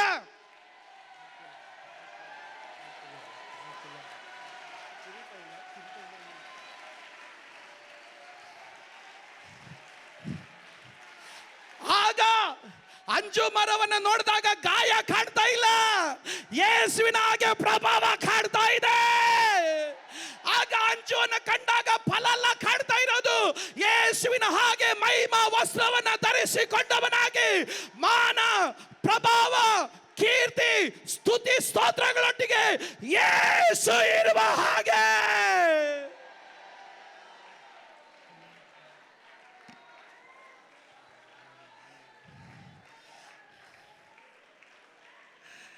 ಅಂಜು ಮರ ಕೇಳುತ್ತೆ, ಇದಕ್ಕಾಗಿ ನಾ ದೇವರ ನನ್ನ ಕಷ್ಟ ಬಿದ್ದಿದ್ದು. ಯಜಮಾನ ಹೇಳ್ದ, ಹೌದು, ಇನ್ನ ಮುಗಿಲಿಲ್ಲ, ಇನ್ನ ಮುಗಿಲಿಲ್ಲ, ಇನ್ನ ಮುಗಿಲಿಲ್ಲ. ಅತ್ತಾಗ ಬಜ್ಜಲ್ರಿ, ಇನ್ನ ಮುಗಿಲಿಲ್ಲ. ನಿನಗೆ ಪ್ರಭಾವ ಮಾತ್ರ ಅಲ್ಲ ನಾನು ನಿನಗೆ ಕೊಡೋದು, ನನ್ನ ತೇಜಸ್ಸನ್ನು ಮಾತ್ರ ಅಲ್ಲ ನಾನು ನಿನಗೆ ಕೊಡೋದು, ನನ್ನ ಘನತೆಯನ್ನು ಮಾತ್ರ ಅಲ್ಲ ನಿನಗೆ ಕೊಡೋದು. ಹಲ್ಲೆಲೂಯಾ. ನಿನಗೆ ಹೊಡೆದ್ರಲ್ಲ ಒಂದೊಂದು ಕಲ್ಲು, ಆ ಕಲ್ಲು ಅವ್ರ ಕಲ್ಲು, ಅರೆ ನನ್ನ ಕೈಯಲ್ಲಿ ಬಂದಾಗ ಇದು ಕಿರೀಟಕ್ಕೆ ಬೇಕಾದ ಮುತ್ತುಗಳಾಗಿರುತ್ತೆ.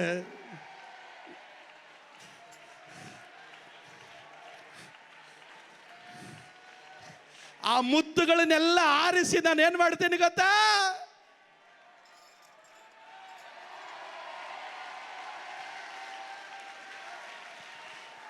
ಇದು ಕ್ರೈಸ್ತ ಜೀವಿತ. ನಾನು ಕೋಟ್ಯಾಧಿಪತಿ ಆಗದಿದ್ರು, ನಾನು ಲಕ್ಷಾಧಿಪತಿ ಆಗದಿದ್ರು, ನಾನು ಯಾವುದೇ ದೊಡ್ಡ ವ್ಯಕ್ತಿ ಆಗದಿದ್ರು, ನಾನು ಇದಾಗಬೇಕು. ಇದಾಗದೆ ಹೋದ್ರೆ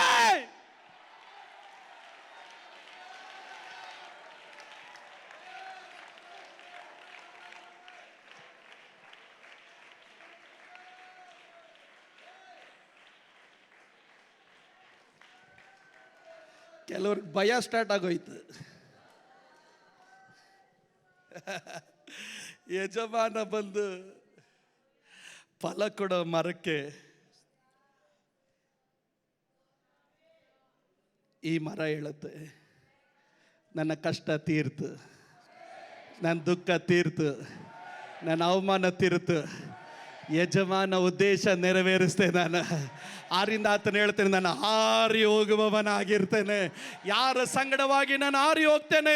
ನನ್ನ ಕರ್ತಾದಿ ಕರ್ತನು, ನನ್ನ ಯಜಮಾನನ ಸಂಗಡವಾಗಿ ಆತನು ನನಗಾಗಿ ಸಿದ್ಧ ಮಾಡಿದ ಆ ಪರಲೋಕದಲ್ಲಿರುವಂಥ ಮರದಿಂದ ಫಲ ತಿನ್ನುವುದಕ್ಕಾಗಿ, ಆ ಜೀವ ಜಲದಿಂದ ಕುಡಿಯುವುದಕ್ಕಾಗಿ, ಆ ಚಿನ್ನದ ಬೀದಿಯಲ್ಲಿ ನಡೆಯುವುದಕ್ಕಾಗಿ, ಯೇಸುವಿನ ಹಾಗೆ ನಾನು ಕಿರೀಟಧಾರಿಯಾಗಿ ಈಗೋ ತೇಜಸ್ಸಿನ ವಸ್ತ್ರವನ್ನು ಧರಿಸಿಕೊಂಡವನಾಗಿ ಯೇಸುವಿನ ಸಂಗಡ ನಾನು ನಡೆಯುವೆನು. ಯೇಸುವಿನ ಸಂಗಡ ನಾನು ನಡೆಯುವೆನು. ಯೇಸುವಿನ ಸಂಗಡ ನಾನು ನಡೆಯುವೆನು. ಆವತ್ತು ನಾನು ಹೇಳ್ತೇನೆ, ನನಗೆ ಬಂದ ಎಲ್ಲ ಹಿಂಸೆಗಳು ಒಳ್ಳೆಯದಕ್ಕಾಗಿಯೇ.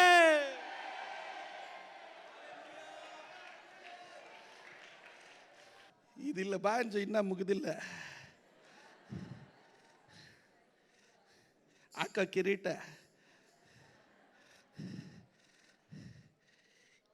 ಇದಕ್ಕಾಗಿ ನೀನು ಪ್ರಯಾಸ ಪಡದೆ, ಅವ್ರಿಗಿಂಡ್ರು ಇವ್ರಿಗಿಂಡ್ರು, ಅವ್ರು ತುಳಿದ್ರು ಇವ್ರು ತುಳಿದ್ರು, ಅವ್ರ ಹಂಗಂದ್ರು ಇವ್ರ ಹಂಗಂದ್ರು, ಇವ್ರು ಚುಚ್ಚದೆ ಅವ್ರು,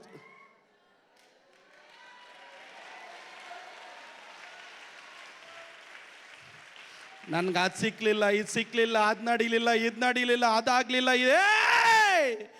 ನಂಬಿಕೆ ಹುಟ್ಟಿಸುವವನು ನಂಬಿಕೆಯನ್ನು ಪೂರೈಸುವವನಾಗಿರುವ ಕ್ರಿಸ್ತ ಯೇಸುವಿನಲ್ಲಿ ನಿನ್ನ ದೃಷ್ಟಿ ನಿಟ್ಟು ನಿನಗೆ ನೇಮಕವಾದ ಓಟವನ್ನ ಸ್ಥಿರ ಚಿತ್ತದಿಂದ ಓಡು. ಹತ್ತಿಕೊಳ್ಳುವ ಪಾಪವನ್ನ, ಅಭ್ಯಂತರ ಮಾಡುವ ವಿಷಯಗಳನ್ನ ತೆಗೆದು ಪಕ್ಕಕ್ಕೆ ಇಟ್ಟು ಓಡು, ಓಡು, ಓಡು, ಓಡು, ಓಡು, ಓಡು. ಎಲ್ಲಿವರೆಗೂ ಓಡು? ನಾನು ಈ ಶೇಪ್ಗೆ ಬರೋವರೆಗೂ ಓಡುತ್ತಾ ಇರಬೇಕು. ಓಡು, ಓಡು. ಓಡೋರು ಯಾರಾದ್ರೂ ಇದ್ರೆ ಎದ್ದು ನಿಂತು ಸ್ತೋತ್ರ ಹೇಳ್ರೆ. ಓಡೋರು ಯಾರಾದ್ರೂ ಇದ್ರೆ ಗಟ್ಟಿಯಾಗಿ ಸ್ತೋತ್ರ ಹೇಳ್ರೆ. ನಾನು ಓಡ್ತೀನಿ, ನಾನು ಓಡ್ತೀನಿ. ಲೋಕಕ್ಕಾಗಿ ಓಡಲ್ಲ, ಹಣಕ್ಕಾಗಿ ಓಡಲ್ಲ, ಸ್ಥಾನಮಾನಕ್ಕಾಗಿ ಓಡಲ್ಲ, ಸುವಾರ್ತೆಗಾಗಿ ಓಡ್ತೇನೆ, ಯೇಸುವಿಗಾಗಿ ಓಡ್ತೇನೆ.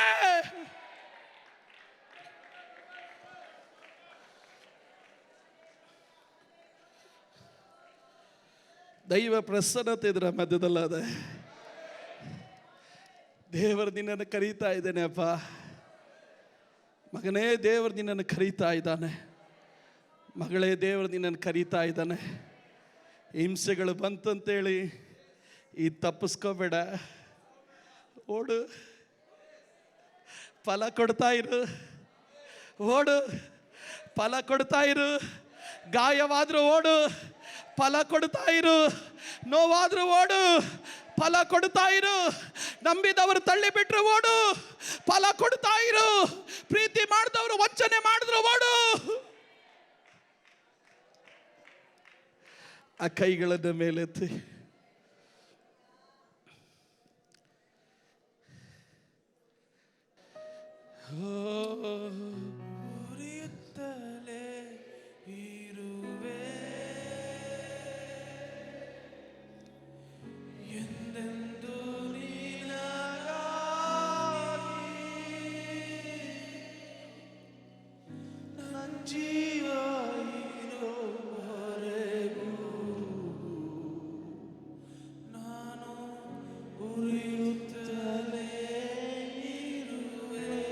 ಯಾರೇನೇ ಹೇಳಿದ್ರು, ಎಂತ ಪರಿಸ್ಥಿತಿಗಳು ಬಂದರು,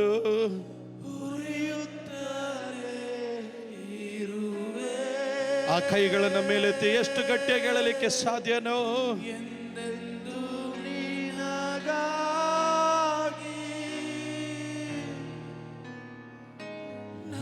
ಜೀವ ಹೊಗಳಿಕೆಗಲ್ಲ, ಸ್ಥಾನಮಾನಕ್ಕಲ್ಲ ದೇವರೇ.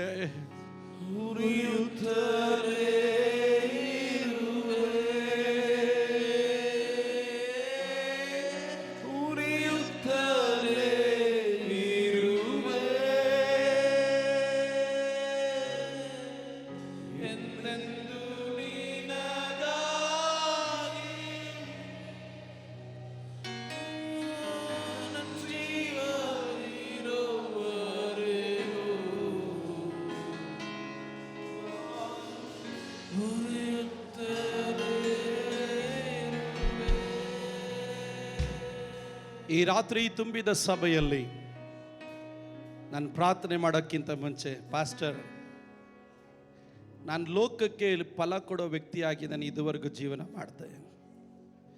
ಆದರೆ ಇವತ್ತಿನ ಒಂದು ತೀರ್ಮಾನ ತಗೊತೀನಿ, ನಾನು ಯೇಸುವಿಗಾಗಿ ಮಾತ್ರ ಫಲ ಕೊಡ್ತೇನೆ. ದೇವರಿಗೆ ಬೇಕಾಗಿರೋ ಫಲ ಮಾತ್ರ ನಾನು ಕೊಡ್ತೇನೆ. ನಾನು ತಪ್ಪಲ್ಲಿ ನಡೆದಿದ್ದೀನಿ, ದೇವರಿಗೆ ಇಷ್ಟೆಲ್ಲ ಕೆಲಸ ಮಾಡಿದ್ದೀನಿ. ದೇವ್ರನ್ನ ನನ್ನ ಸೇವೆಗಾಗಿ ಕರೆದಿದ್ದ ಪಾಸ್ಟರ್. ನಾನು ನನ್ನಿಷ್ಟಕ್ಕೆ ತಕ್ಕಂತೆ ಫಲ ಕೊಟ್ಟೆ, ಆದರೆ ದೇವರಿಗೆ ಇಷ್ಟಕ್ಕೆ ತಕ್ಕಂತೆ ಫಲ ಕೊಡಲಿಲ್ಲ.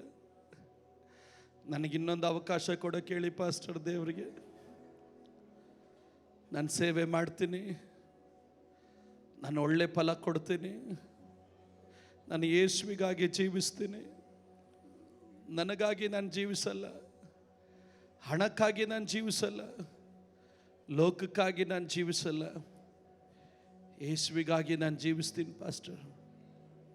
ನನಗೊಂದು ಅವಕಾಶ, ಇವತ್ತು ನನ್ನ ಜೀವಿತ ಯೇಸುವಿಗಾಗಿ ಸಮರ್ಪಿಸ್ತೀನಿ ಅಂತ ಯಾರಾದರೂ ಇದ್ದರೆ ಅಂಥವ್ರು ನಿಮ್ಮ ಬಲಗೈ ಎತ್ತರಿ, ನಾವು ನಿಮಗಾಗಿ ಪ್ರಾರ್ಥನೆ ಮಾಡ್ತಾನೆ.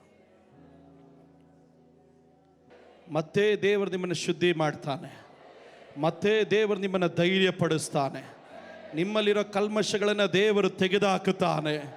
ದೇವರ ನಾಮಕ್ಕಾಗಿ ನಿಲ್ಲುವ ಒಂದು ಶುದ್ಧೀಕರಣದ ಬೆಂಕಿ ನಿನ್ನ ಮೇಲೆ ಇಳಿದು ಬರಲಿಕ್ಕಾಗಿ ಹೋಗುತ್ತೆ.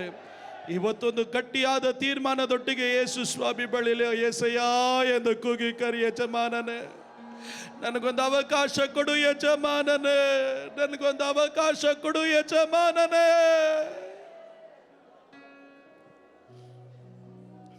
ನಾನು ಯೇಸುವಿಗಾಗಿ ಫಲ ಕೊಡಬೇಕು, ಅಪ್ಪನಿಗೆ ಬೇಕಾಗಿರೋ ಫಲ ನಾನು ಕೊಡಬೇಕು. ಶಾದಲ ರಖೆದೆಲೆ ಮನ ರುದಲದನ ರಖದಲ ಬರ ಶಾದಲಬ ರಖದಲ ಮನ ರುದಲದರ ಶಖದಲಬ. ಈಗ ಕೈ ಎತ್ತಲ್ಪಟ್ಟ ಕೆಲ ಯವನಸ್ಥರ ಮೇಲೆ ಒಂದು ಬೆಂಕಿ ಇಳಿದು ಬರೋದನ್ನು ನಾನು ಕಾಣ್ತಾ ಇದ್ದೇನೆ. ಪರಿಶುದ್ಧಾತ್ಮನು ಕೆಲವನ್ನು ಆವರಿಸಿಕೊಳ್ಳೋದನ್ನು ನಾನು ಕಾಣ್ತಾ ಇದ್ದೇನೆ. ತಡೆದು ನಿಲ್ಲಿಸಲ್ಪಡಲಿಕ್ಕಾಗದಿರುವ ಒಂದು ದೇವರ ಶಕ್ತಿ ಕೆಲ ಯವನಸ್ಥರ ಮೇಲೆ ಇಳಿದು ಬರೋದನ್ನು ನಾನು ಕಾಣ್ತಾ ಇದ್ದೇನೆ. ಕೆಲವರನ್ನ ದೇವರ ಮಹಿಮೆಯಿಂದ ತುಂಬಿಸುತ್ತಾ ಇದ್ದಾನೆ, ಕೆಲವರನ್ನ ಅಭಿಷೇಕದಿಂದ ದೇವರು ತುಂಬಿಸುತ್ತಾ ಇದ್ದಾನೆ. ಯವನಸ್ಥನೇ, ಲೋಕವನ್ನು ಅಲ್ಲ ಕಲ್ಲೋಲ ಮಾಡುವುದಕ್ಕಾಗಿ ದೇವರು ನಿನ್ನನ್ನು ಕರೆದಿದ್ದಾನೆ. ಈಗ ಬೆಂಕಿ ನಿನ್ನ ಮೇಲೆ ಇಳಿಯಲಿ, ನಿನ್ನ ಹಿಂಚಾರಿಯ ತನಗಳನ್ನು ದೇವರು ಕ್ಷಮಿಸುತ್ತಾ ಇದ್ದಾನೆ.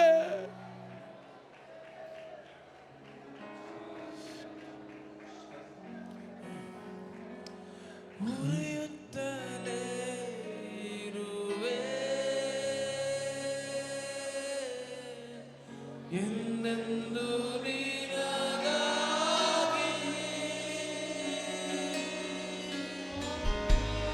ಜೀವ ಇರೋವರೆಗೂ ನಾನು ಉರಿಯುತ್ತಲೇ ಇರುವೆ.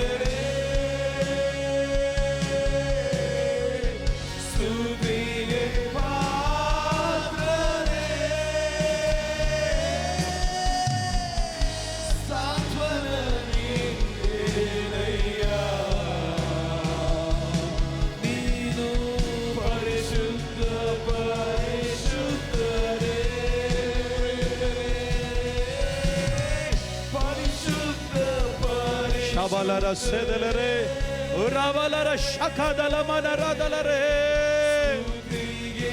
ಓ ಹೋಲಿ ಸ್ಪಿರಿಟ್, ಓ ರಕದಲರ ಶದಲಬೋ.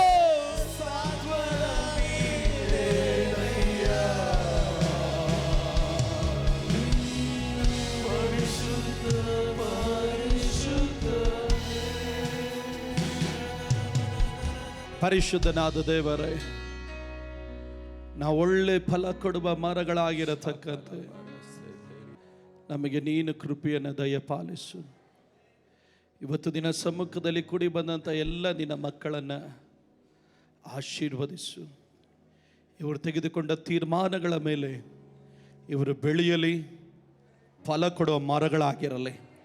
ತಂದೆ ಕುಮಾರ ಪರಿಶುದ್ಧಾತ್ಮನ ನಾಮದಲ್ಲಿ ನಾನು ನಿನ್ನ ಜನರನ್ನು ಆಶೀರ್ವದಿಸ್ತೇನೆ. ಮಹಿಮೆ ನಿನಗೆ ಮಾತ್ರ. ಯೇಸುವಿನ ನಾಮದಲ್ಲಿ ಸ್ವರ್ಗೀಯ ತಂದೆಯೇ, ಆಮೆನ್.